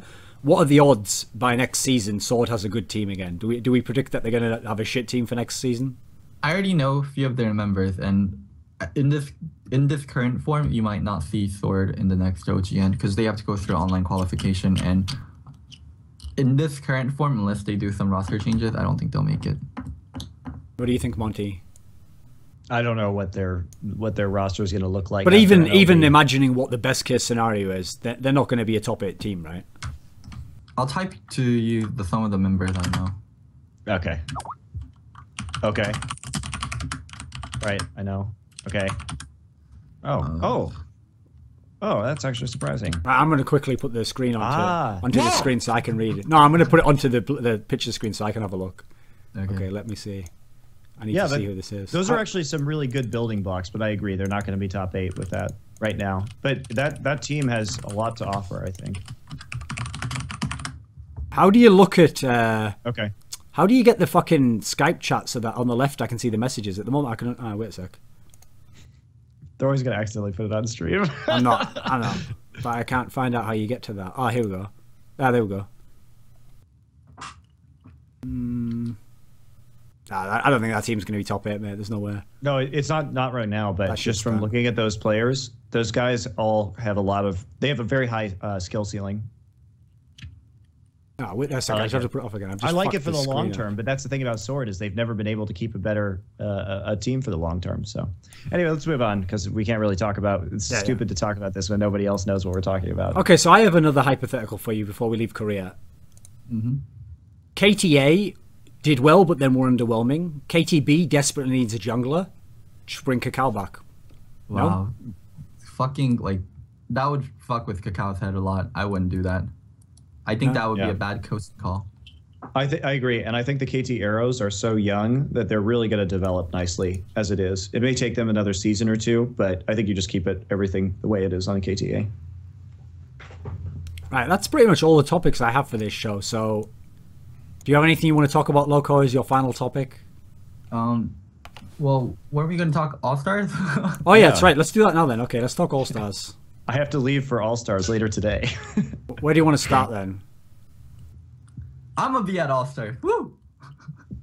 Good stuff. You finally got there. Nice one. You got voted in? Oh, no, you're just going on your own. Well, that's sort of the same. Just on my own. Anyways, like, All-Stars, like, this, I don't like this format at all. Like, why? All-Stars was a lot more fun when you would vote 5 people in.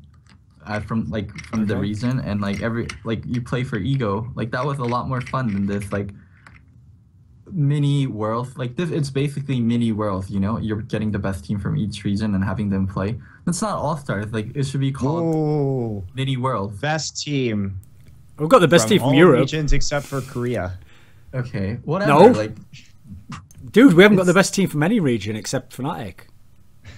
Because C9 have Link. Taipei Assassins have changed 2 players. OMG have to use a different mid laner. No, I think Xi'an got his visa. Okay, so we've got 2 players out of the 5, 2 teams who have been proven to be the best from their region. The others, it's up in the air. Who knows? Who knows how good TPA will be? Who knows how good C9 will be with Link? You can't conclusively say they're the best in their region, though, right? Okay, well, whatever. Like, I just don't like the format. Like, it's not All Stars. It's okay. Like, we've been over this. It's dumb that Riot is calling this All Stars, right? We know that, but I like the format. I think, in fact, this is the best format Riot has ever created, where you have a round robin where all of the regions get to play all of the other regions, and the top 4 teams out of the round robin get to go to a bracket and go to a playoffs. I think that format's freaking sweet. Think about this, Loco. Imagine this scenario.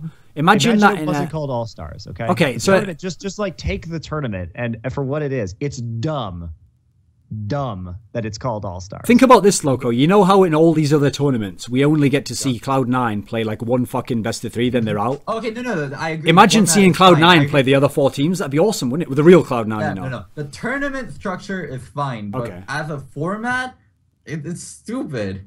The tournament structure, I agree, has been the best that they have ever done. But as a format, like, it's stupid.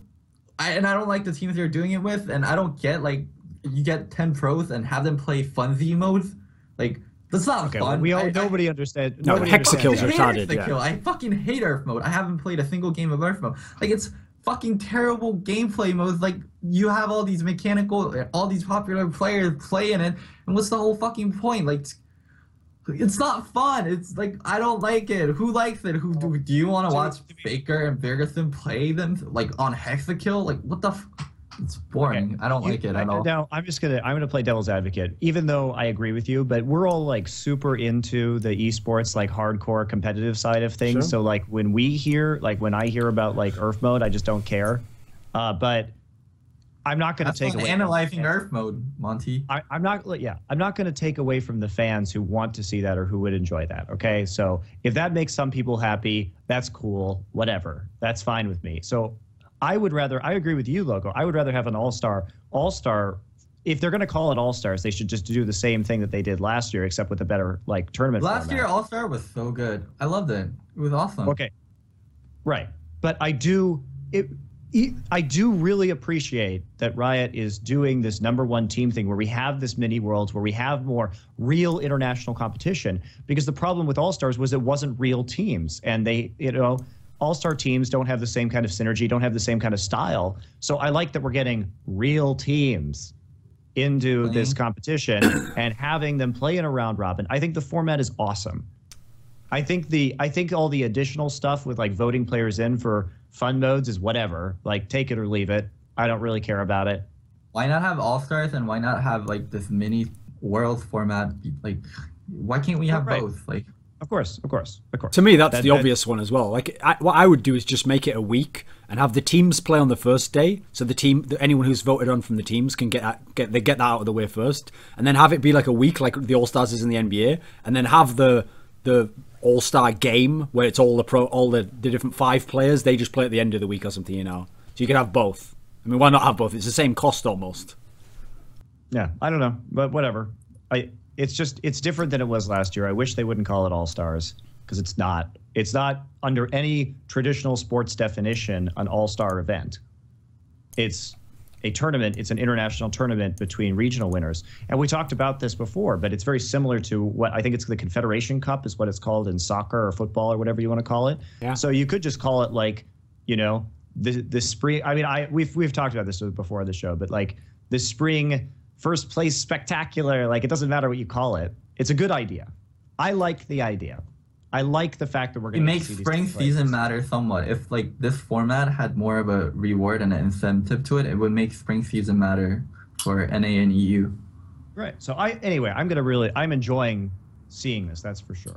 The worst thing about the Hexakill shit to me is that, okay, right, when they did the 1v1s last year on fucking Magma Chamber, which means next to nothing. Like, that is not how a real game would be played, so you can't really tell who is the best jungler in fucking 1v1 on Magma Chamber. You can't tell who the best top laner is. But there are a lot of fans, I mean it a lot, who if you ask them about, like, Soaz and Shy, they'll say, well, Soaz beat Shy in that 1v1. So I could see there being a decent percentage of retards who will be like, Bjergsen killed Faker. Did he? Yeah, and that Hexakill killed him one-on-one as well. Like, who gives a shit? Like, it just helps retards be more retarded, which is one thing we don't need in the world, please, Riot. Please, Riot. Oh enough retards. Retards OP, please. Did you breed retards with that flame bullshit? Oh my god. Oh my god. You were epic of flame fanboy. At least I'm honest. I don't try and mask my analysis through the filter of my secret behind-the-scenes hatreds towards 17 different organizations over a 3-year span. Who, me? I'm going in on you, dude. I'm just making it up to see what you'd say. Okay. I don't know. Like, the thing is, Thorin, like, the fanboys. No, I want to defend myself. Because I've been so fair to, like, CLG, Solo Mid, and, like, CJ, like, all the orgs I've worked with. Like, I've been fair with my analysis, and I try to keep things, like, not personal and, like, just speak from a level-headed point. You're not a little bit salty about Ambition? Ambition wasn't a... Are you not a little bit salty about Ambition? I'm actually good friends with Ambition, and I caca with him a lot, but I think he's an asshole, and I tell him that, and he agrees, but he never, like, he doesn't fix it. And to be fair, I can understand how you two could be friends, because he's like, well, look, I'm an OGN champion, and you're a really great guy, so we should be friends. Our relationship works. It works because he's... Oh my god. You're just the easiest, dude. You just, like, go on anything. He is actually the easiest. I give him a lot of crap, too, but Loco's a great guy. No, that's the thing. You can take it as well. We're just joking, obviously. I used to all. Loco, what do you think the chances are for C9 featuring cameo appearance from young Linkling to beat SK Telecom, OMG, etc., and Fnatic? You think they can do it? 3-7. 3 out of 7 against those top teams? Oh, versus SKT, I think they can win. If they play 10 games, they would win 3 games. What about Fnatic? They would be 4 to 6. Come on, Monty. I know this is almost like a son of yours we're talking about here, so I want to be very careful here. How will Link do for C9? Well, I've been watching C9 scrims, but that's not really do tell because they've been playing other NA teams, so that's not really going to help them. That's sort of like versus bots, okay. I think it was smart of C9 to pick up Link because they needed a mid lane shot caller, because High is the very dominant shot caller on Cloud9, so they had to have somebody to fill that void, and Link I think was the best selection they could have made. So that he's been doing well though. It's been interesting to see them. Can they theoretically not trade Link back if they wanted? No. It's not like hey, I'll swap you this toy It's mine now. I'm not giving it back. What? That was my favorite toy. Yeah, Sorry. It's already been set up. Yeah, they can't do that. No double back seasons. Okay. By the way, that whole thing about Riot making you phrase it like CLG have traded Link to C9 was so retarded as well. Like, okay. Yeah, what 10-day contract is it? Yeah, okay. Anyway, regardless, I don't even know how that worked really because I didn't have anything to do with that. But so they've been looking like pretty decent, but we'll see how they do. I mean, I've been watching a lot of games, and the thing about OMG is it's really hard to get a read on how good OMG is because the Chinese teams really make very poor tactical decisions. And so when OMG like makes a decision in game, they have virtually no, like nobody actually stops them from doing anything, from like taking an objective. And like the Chinese teams still use like the 5-man roaming gank squad and all this crazy stuff. So I think OMG is not as good as people believe they are, actually, because they just have no strategic competition in their region. It's hard to judge China because their meta is so inbred. That's the only way to describe it. Really weird. It's really weird. They do stuff to beat each other, and then they do more stuff to beat each. Like it just keeps going more fucked up and more fucked up and more fucked up. It's like, so meta. Well, when I watch OMG, it's like, oh, the 5-man roaming gank squad has started, and then like for example, you know, a Chinese team will go like 5-man like top lane, and then there'll be like a giant wave at tier 2 and bottom, and I'm like, a Korean team would just rotate into bottom lane and take the tier 2 turret while they like killed their Mundo who's running around in top. I'm like, but they don't. They just like back off and retreat until they have 5 again, and then they just like team fight or like smash into each other at Baron over and over. It's really weird. Their shot calling is quite odd, and in spite of the fact that SK Telecom T1K is looking bad, they will still punish you for doing that kind of crap. Like they're still a good team. I mean, that's an upside, yeah.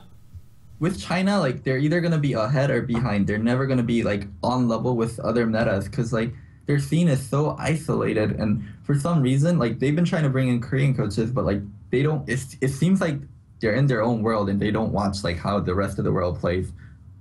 Yeah, I'm really surprised that China like they don't tend to emulate the Korean teams more because they play so differently. Like OMG is the closest, but even OMG is really far away. They stopped screaming Korean teams, but they still solo queue on Korea. I see them now and then, but like I don't know. Like I don't know what's up with China. They have so good. Their players are so good mechanically, and they have a really wide pool of people to choose from. They have the biggest pool of players. You know, like they have the infrastructure to be the best region. I agree. It's very strange. I was watching the other day the games that Cloud9 played. Yeah. And they also have a history in MOBAs too with Dota, like eHome, IG, CNN. Like they were all really, really, really fucking good Dota teams. Like in Korea that never had a strong MOBA background, and we came up as the best region. Like I don't know what happened with China, but China, like with the rise of World Elite, and they should have continued that all the way upwards. Like they should have been the best regions. Like starting from season 2. But something happened in between season 2 and season 3 that fucked China as a whole. Like I have no idea, but I have a theory for this. Right, okay. I actually came from Chaos, who made this point because he was a Dota player before he played League of Legends. Okay, and he said since in Dota it's more of like a strict meta of like the main carry that you're trying to get super fed, and then he's going to rape the game. That basically China took that in season 2. When the AD carry was sort of that player, they took him as like that mentality of like, okay, we were Dota players, this is the main carry. And if you think about it, it was working for a while. They were the beasts at doing that, and they have a super deep AD carry pool even now. And so they've stuck with that one style, and if they're really, really good, it's still going to be a very good style. But it's almost like the Blaze thing before. They're not going to adapt. They're going to stick with that style and just run it to the end. So if they lose, they're going to think, okay, well, we need a better bot lane, we need a better AD carry, we need to have the jungler gank more for the bot lane or whatever. Like they're stuck in that mentality and they can't get out. They just think that's how League of Legends is played, I think. That's why they have just all the godlike... It's the same as in Europe. The criticism Monty always gives about how the mid laners in Europe who are really good and really deep always just play 1v1. They never lane swap. It's like the same mentality, but mid instead of AD carry. What do you think? I know Chinese people can be stubborn, but like really like that many people and not one open-minded person, not one person realizes, hey, Koreans are doing pretty well, maybe we should copy them. Of course they're getting Korean coaches, and I know who World Elite's getting for their Korean coach. I don't think he's gonna be good, but at least it's a step in the right direction. Okay, I've got a counterpoint for you there, Loco. If that's the case, okay, there's all these Chinese people and not one team can figure out, listen, that's not the way to play. Well, listen, in North America, until Cloud9 came along, no one had figured out what the fuck rotations were or why getting objectives was more important than getting kills. CLG was trying. Okay, but they weren't good at it, though. I mean, yeah, but C9 did it, and NA has a shallower player pool than China. Plus, CLG just did the same thing. CLG sort of saw that split pushing was a thing and thought, oh, that's just all you do all the time then. It's not like they had the full gamut and they thought, right, here's tactically, we pick this out, pick that out. Do you have some different experience when you played on CLG? No, like the CLG I played on was very, very stubborn. But okay, it's just baffling to me. Like no one in China has been like stepped it up. They have the money. They have huge teams. Like sure, they have good players. They have players that are good mechanically. I just don't get like why China. Yeah, I also don't get what's I really don't understand. There. It really shouldn't be the way it is right now. It's really weird. I agree with Loco, and it's hard for us to even get an insight into it because none of this, like all the Chinese coverage is just stuck in China right now. Nothing is translated over. Like we never get insights really into these players or their mindsets or their explanations or anything like that. It's just the cultural boundary is impeding, I think, that flow of information and also preventing a lot of the Chinese teams from really vastly improving.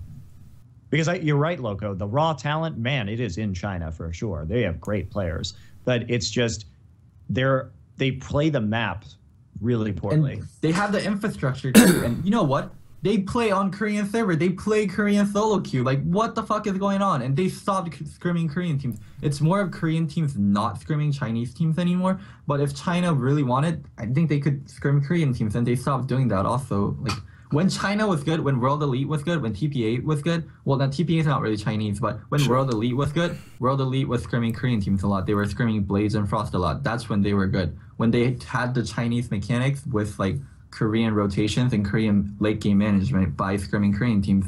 And like if there's any Chinese coaches or anyone like really like high up in the Chinese scene, start scrimming Korean teams again. That should really help China as a region. Like, that's actually something as well that I don't think people fully acknowledge or understand, maybe if they haven't watched China. China literally, after Korea, has by far the most talent of any region. Like, China's the only scene I can think of where all their stars could retire tomorrow and they would have a new AD carry who's one of the absolute best in the world, a new mid laner who's one of the absolute best in the world, a new top laner who's one of the absolute best in the world. That's how deep the scene is. Like, every season of LPL, you get players who come up from that semi-professional league who are already beasts. And they're already ready to be like super good. They just don't have the right team. It's not like in other regions. Like, okay, think about this NA problem where they're recruiting all these EU players. That's because they look around the NA scene and they go, well, who am I going to recruit? There is no super duper talent in solo queue or in some amateur team. Oh, I have to have that guy. In China, they're almost like there's too many of those for the top teams. They haven't got space even. Like, people just don't get how fucking insanely talented the Chinese players are, even if they don't have the teams to do it like the right style or whatever, you know. Right? Yeah. Yep. Man, like they just need better coaching, I think. I have projects later this year in NA and Korea, but once I'm done with that, like I really want to go to China and like I really want to go to China and see like learn Chinese scene. Like I really want to go to Europe too, but like right now there's something I want to do in NA and then there's something I want to do in Korea, and after I'm done, I want to either go to EU and China and like see what their scene is like. You're gonna travel the world and fix it all, aren't you, Loco? You're going to go to China, you're going to go to EU. I'm going to go fix China, but I want to see what the Chinese scene is. Please, like. Loco, please fix China. Come on. They need you. You could go to China, play for like 3 months as an AD carry. You'd lose a bunch of games, but then that support would be so good. Okay. That's right, you transfer your knowledge. I could do the same in Korea and NA. Why would I want to do it in China? Korea and NA has more money, more fame, more exposure. Plus like, white pussy. China, it's just I really want to. There's no white pussy in China with Chinese scene. Yeah, it's reasonable. Very reasonable. There's no what in China? There's no white pussy in China. Oh my god. Really? I know why you went to NA. I'm a virgin. You have no idea why I went to NA. But if you're willing to admit that, then fair play to you, mate. I think you win this one. I'll actually be honest. Why I'm going to NA and like the whole thing. There's actually I can't tell you who, but I'm doing a documentary with an org. It's really big too, and that's gonna be done later in July. My God, man. Okay. So let's do predictions for All Stars then. Okay. So who's gonna finish first, Loco? I wonder who he'll say. I wonder who he'll say. I think it's gonna be SKT. Yep. Okay, I'm gonna say something controversial because I don't think it's as clear cut as that. Like SKT that I saw in fucking OGN, dude, I think they could lose to OMG. So yeah, I think SK is the favorite, but I think it's pretty slim. I think OMG is gonna do way better than people think. I think they'll actually be really good. SKT could lose all 3 lanes and they would still beat OMG. I think so too. Capture that, guys. Play the video back after the tournament. That's the video I want to see. And then use Photoshop. Blue. Oh. And then Photoshop it so that when that door was opening, it's in runs like Ziyang from OMG, and it's like that. It's like that meme of like, "No, Dad, please stop!" No, and he's just beating him on the ground. That's what the Photoshop will be. Okay, Loco. Okay. Well, okay.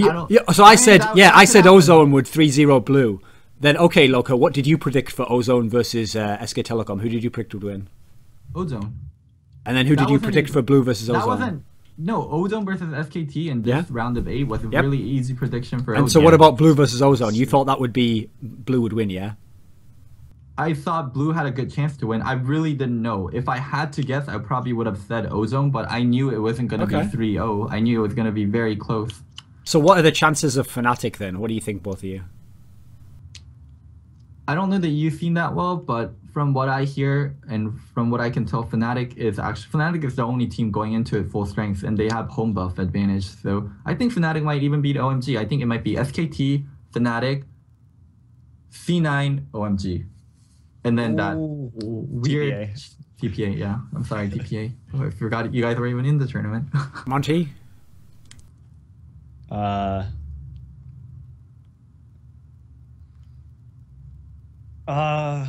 I'm going to go SKT then OMG in the finals. I don't think Fnatic is going to be quite as good this time around.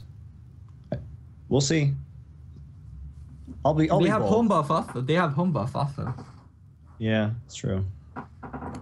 Nah, I don't think so. Unfortunately, I get the sense that C9 aren't going to do well. Like, actually, when you were talking about China there, C9 are actually the team that shows how bad China is in terms of like the modern rotational like macro strategy. Because when C9 played against World Elite, they just fucking owned World Elite. Like they just like ran up towers like ding ding ding ding ding ding ding, and World Elite was still like trying to lane like what's going on here? Why isn't he in my lane? Fair, World Elite is a lot worse than OMG, but they still possess the same flaws. So unless C9, the real full strength C9, gets like an OMG type team just rapes them in lane, then I would see that. I think C9 would even beat OMG. Now the difference is C9 doesn't have high, and he is their main shot caller. So I think that's the big flaw for them. Big. Like I think that's what will kill C9. It's not that Link's a bad player; it's just that they've lost their main shot caller. You know. That's why. That's why I said earlier. But he's doing a good job. I've been watching him in scrims. Like the thing about it is that it's fortunate for C9 that both C9 and CLG are focused on rotations and we have mid lane shot callers, so it was the best possible choice, I think, for C9. Now, obviously, he's still getting used to that team, but what do you want to say, Loco? Huh? Yeah, what were you gonna say, bitch? Just Come on. Link has a really big shoes to fill, and it's true. To be fair, Link does look the closest to high out of anyone else in NA. It's all about the appearance, right? No, but I think that, look, I'm not saying it's going to be ideal, and I'm not saying Cloud9 is going to be at full strength, but I'm saying if you thought about all of the other possible replacements they could have gotten, like I think Link was the best choice. Yeah, probably. Okay. A lot of people are like Bergerson, but I felt like if you got Bergerson, then you'd be a worse version of solo mid. Yeah, you would be. That's what I think too. What do you, after seeing the LCS split, what was your take on Bjergsen? Was he overhyped, Loco? No, he's good mechanically, but he's stupid. I'm not stupid. Here's a question for you. Here's the real when I put you on the hot seat here. Is Bergerson better than Faker, Durf? No. Is Bergerson better than Dade? No. Well, they're different. Dade's really hard to judge. Like, if you ask me, is Dade better than Faker right now? I'd be inclined to say Dade is better. Dade is so different from other mids. Like, he's not... It's like he's on his own completely different meta. Like, he doesn't play the other champs that other mids do, so it's hard to judge him. Like, if they both play Lulu, then you can be like, oh, Dade hits more skill shots than Faker, and Dade makes more kills, and Dade has better ults, so Dade is better than Faker. No one plays Yasuo other than Dade and Pawn. No one plays TF other than, like, Dade and Goom. Like, it's hard to judge Dade on those individual champions. But on the champions he's amazing with, Ryze, TF, and Yasuo, he's world class. He's the best of the best.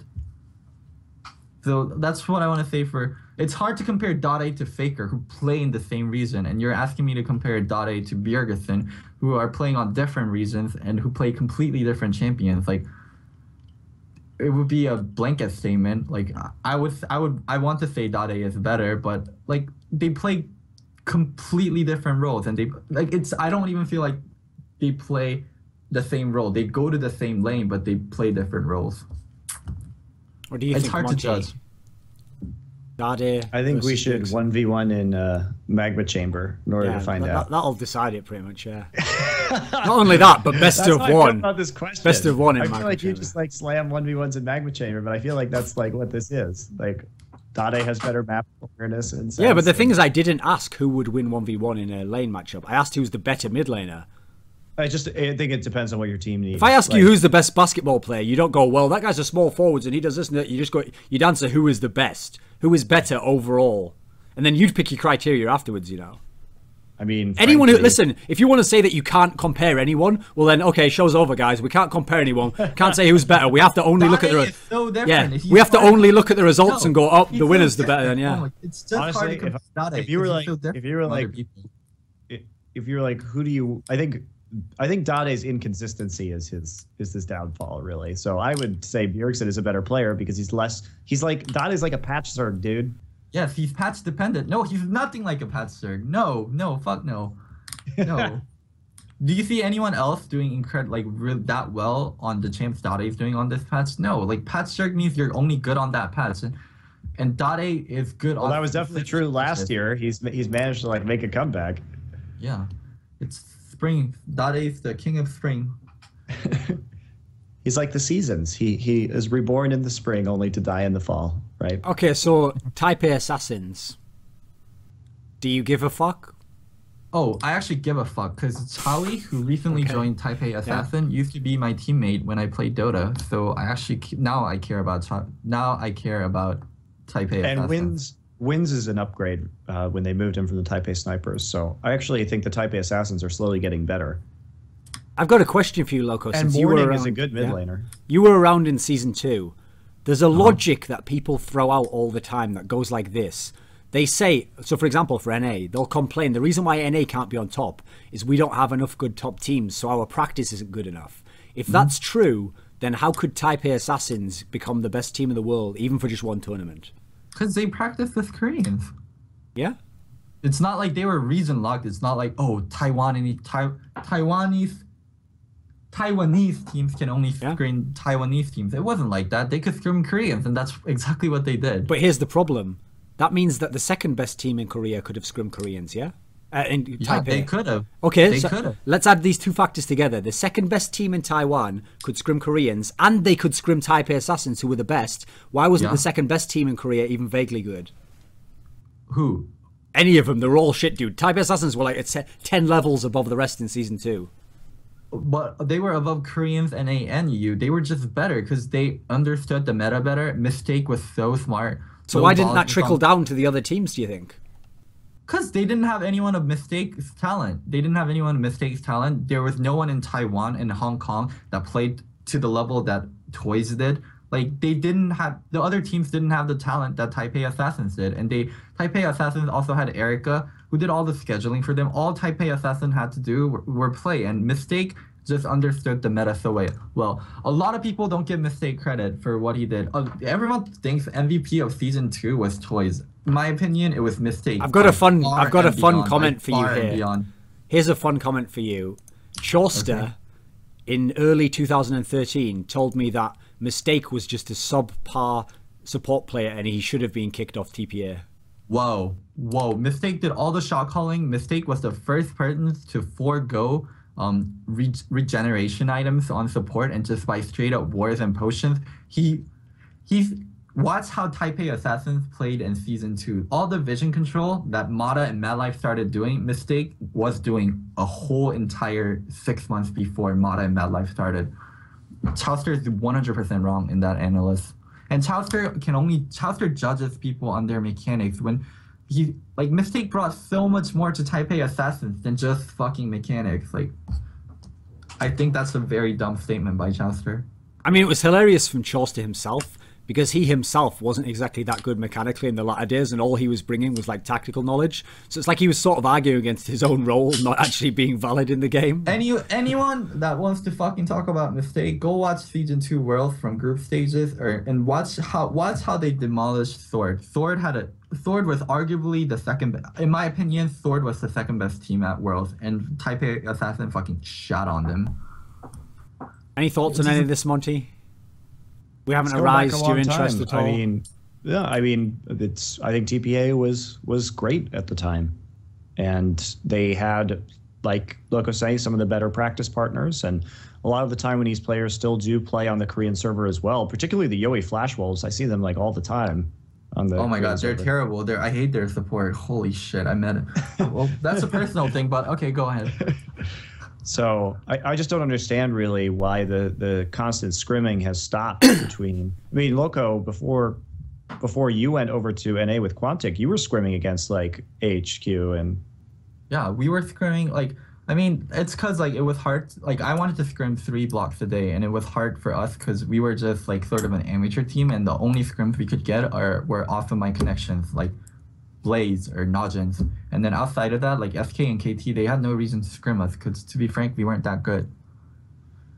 But you were also scrimming against the Taiwanese teams, is what I was saying. So why don't some of these Taiwanese teams, aren't they more active with scrimming with some of the big Korean orgs? I mean, I reached out to them, and because I wanted 3 blocks of scrims, and these Taiwanese teams, they could reach out to SKT and KT, and you know what, SKT and KT, they could just say no and go scrim CJ and Samsung.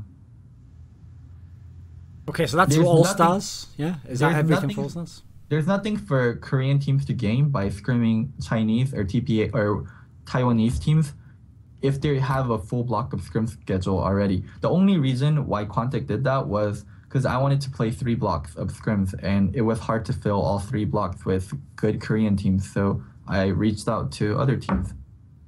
That's the only reason. Loco, when LMQ went through the amateur scene in NA, living in a house there, then qualified to LCS, did it hurt you at all? Did it bring back any bad memories? I mean, honestly... did you think that should have been me, you know? God, you just want so much drama, Thorin. Holy shit. But you know what? All this is gonna be on my documentary, and you're just hyping the documentary. Oh, yeah, fair enough, yeah. All right. All this publicity.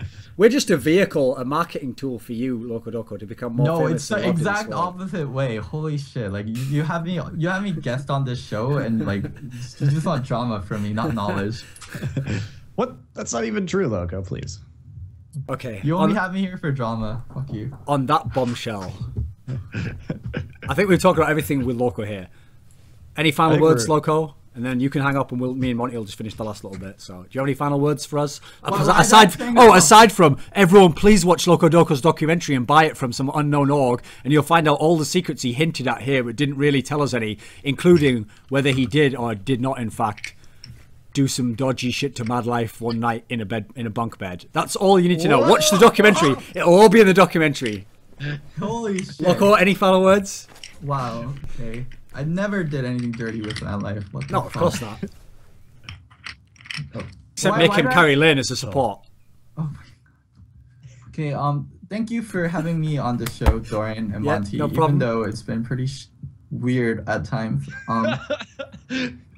And like, just I want to say like to the league scene in general, like I wanted to get out of league, but it's something I loved and like it's something I kept coming back to, and it's just something I'm gonna embrace. I love league, and I'm gonna continually work in the league scene, and that's about it. Thank you for having me, you guys. It's been fun. You're the best, Loco. Cheers, mate. Just hang up on Skype. That's all. Thanks. We love you. All right, we gotta go grab dinner, man. Bye bye. See ya. Bye. I'll change it to the other scene when he hangs up. I think it's that didn't fucking work. Right, I'm just gonna go to the card a second and then actually I'm just gonna turn the stream off for 1 second, then come back on with just me and Monty for the last part. So stream going off for like 1 minute. Just because I'll do that same retarded shit otherwise when I do that when I fix it, you know. Right, I just have to move your box up. Ah, it's already worked actually. No, I think that's fine actually. Let's just go live again. Fuck it. Box has worked now.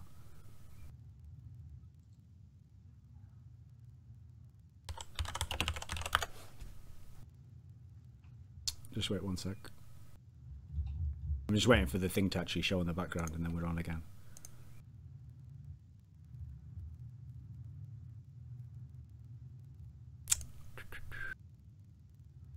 As soon as I see the stream show, then we'll go.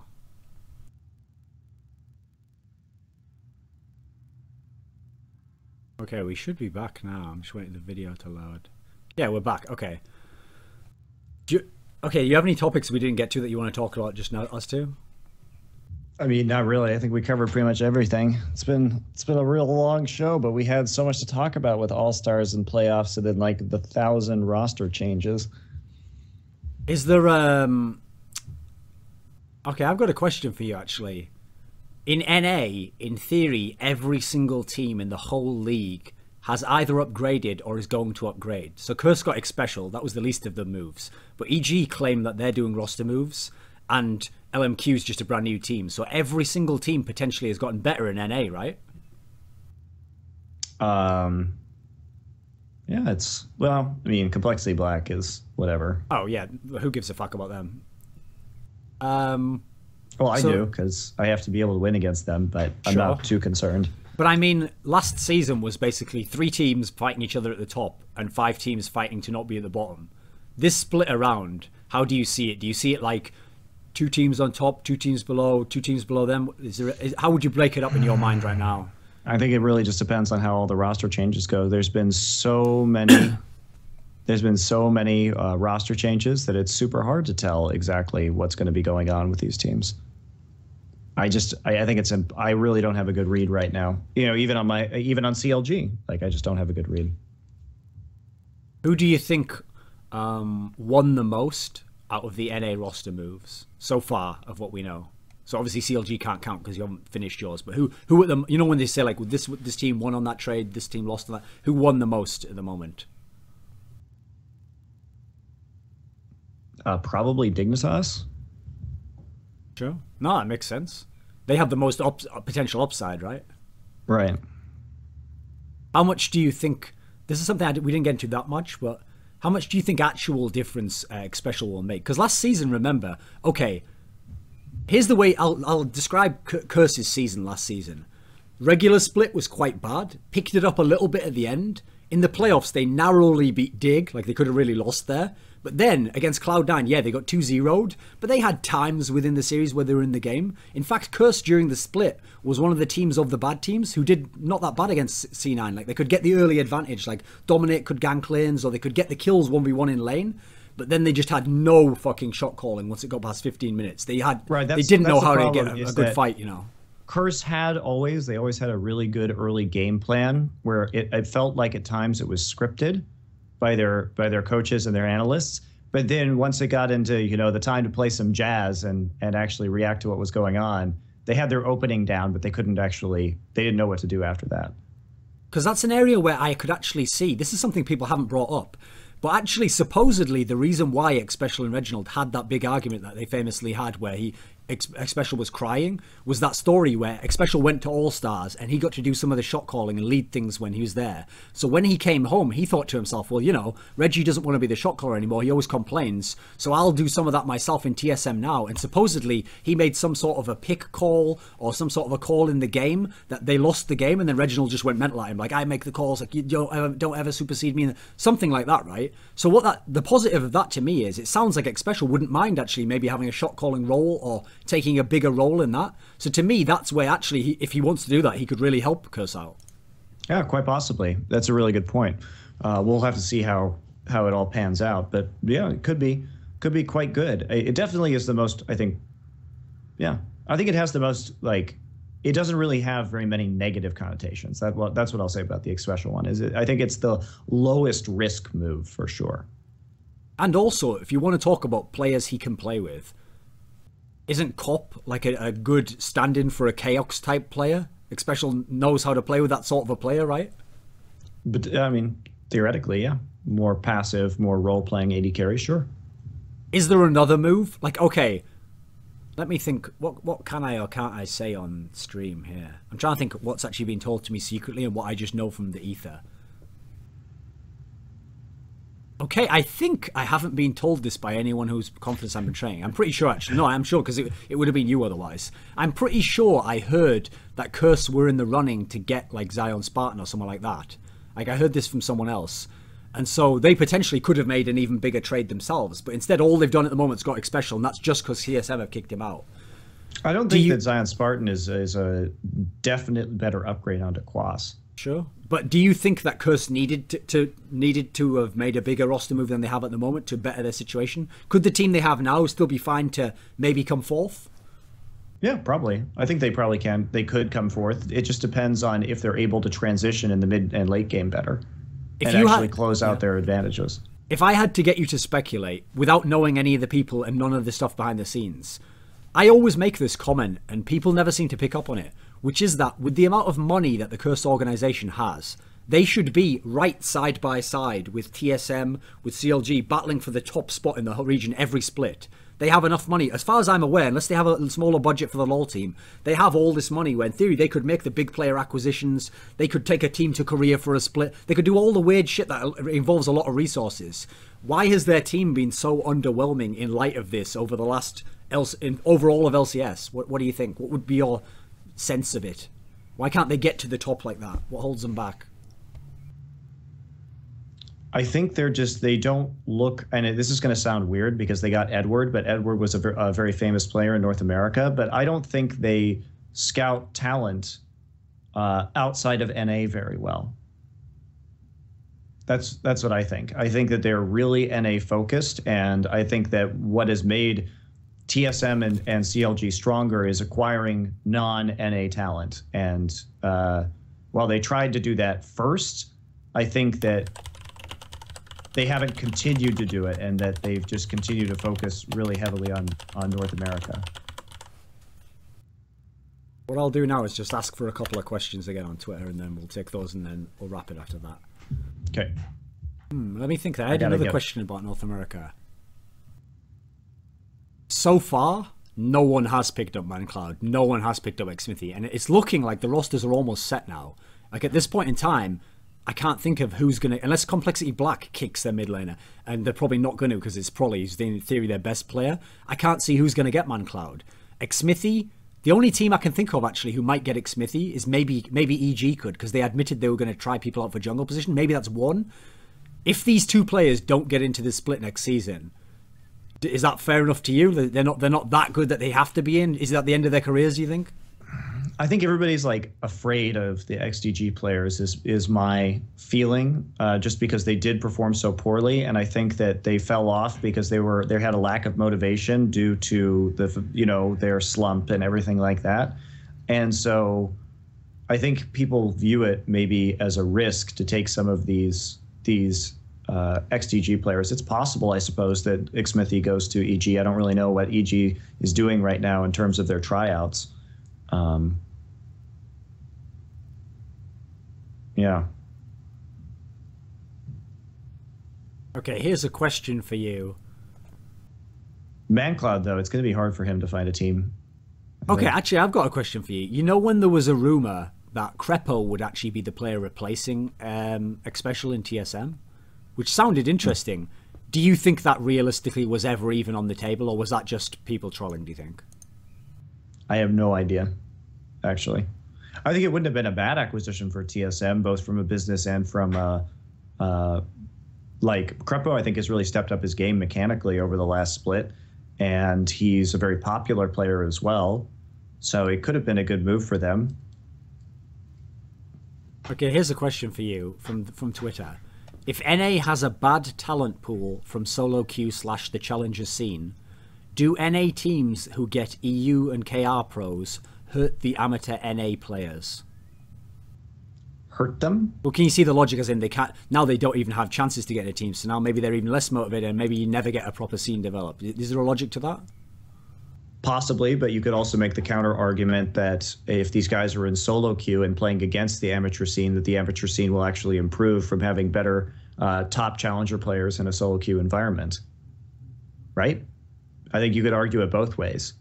Sure, it does limit some spots for NA, but it comes down to the fact of, do you want NA to be competitive on an international level? And if the answer is yes, then sometimes we have to import talent.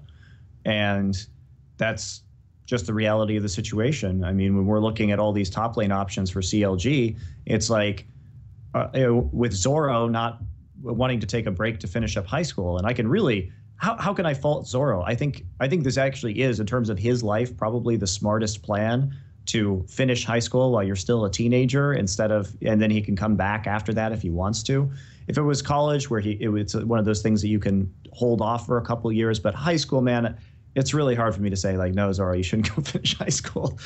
But Zoro, I don't know. It's just there was out of all of our options, Zoro actually has, LCS experience. Yeah. He has international experience. He's really good mechanically. So it's really hard in NA to find players who fulfill all of the qualities of like, have you been on a pro team in a gaming house for an extended period of time? Yes, no. Are you very top tier mechanically? How is your English ability? I mean, it's really, it's difficult to get all of these things that you want. So it's just that particular combination of skills really, I wasn't really seeing in NA. Okay, I've got a question for you, and this is a potential hot button one. So, the odd one is gone, Reginald's gone, St. Vicious is gone, Hotshot GG's gone, Scara's gone. Is there a legacy player left in LCS NA?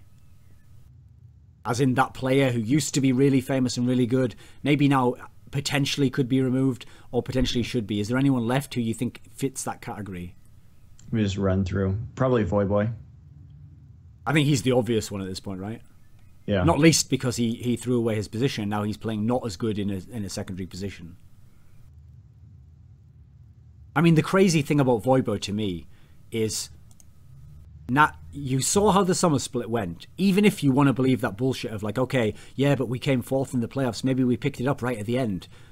Now is the season where finally you can play the champions you wanted to play back in top lane again. If you want to stay a pro, go top lane, get a good mid laner. Like, how is Voyboy ever going to even be top 3 in NA at mid lane, especially with more players moving over?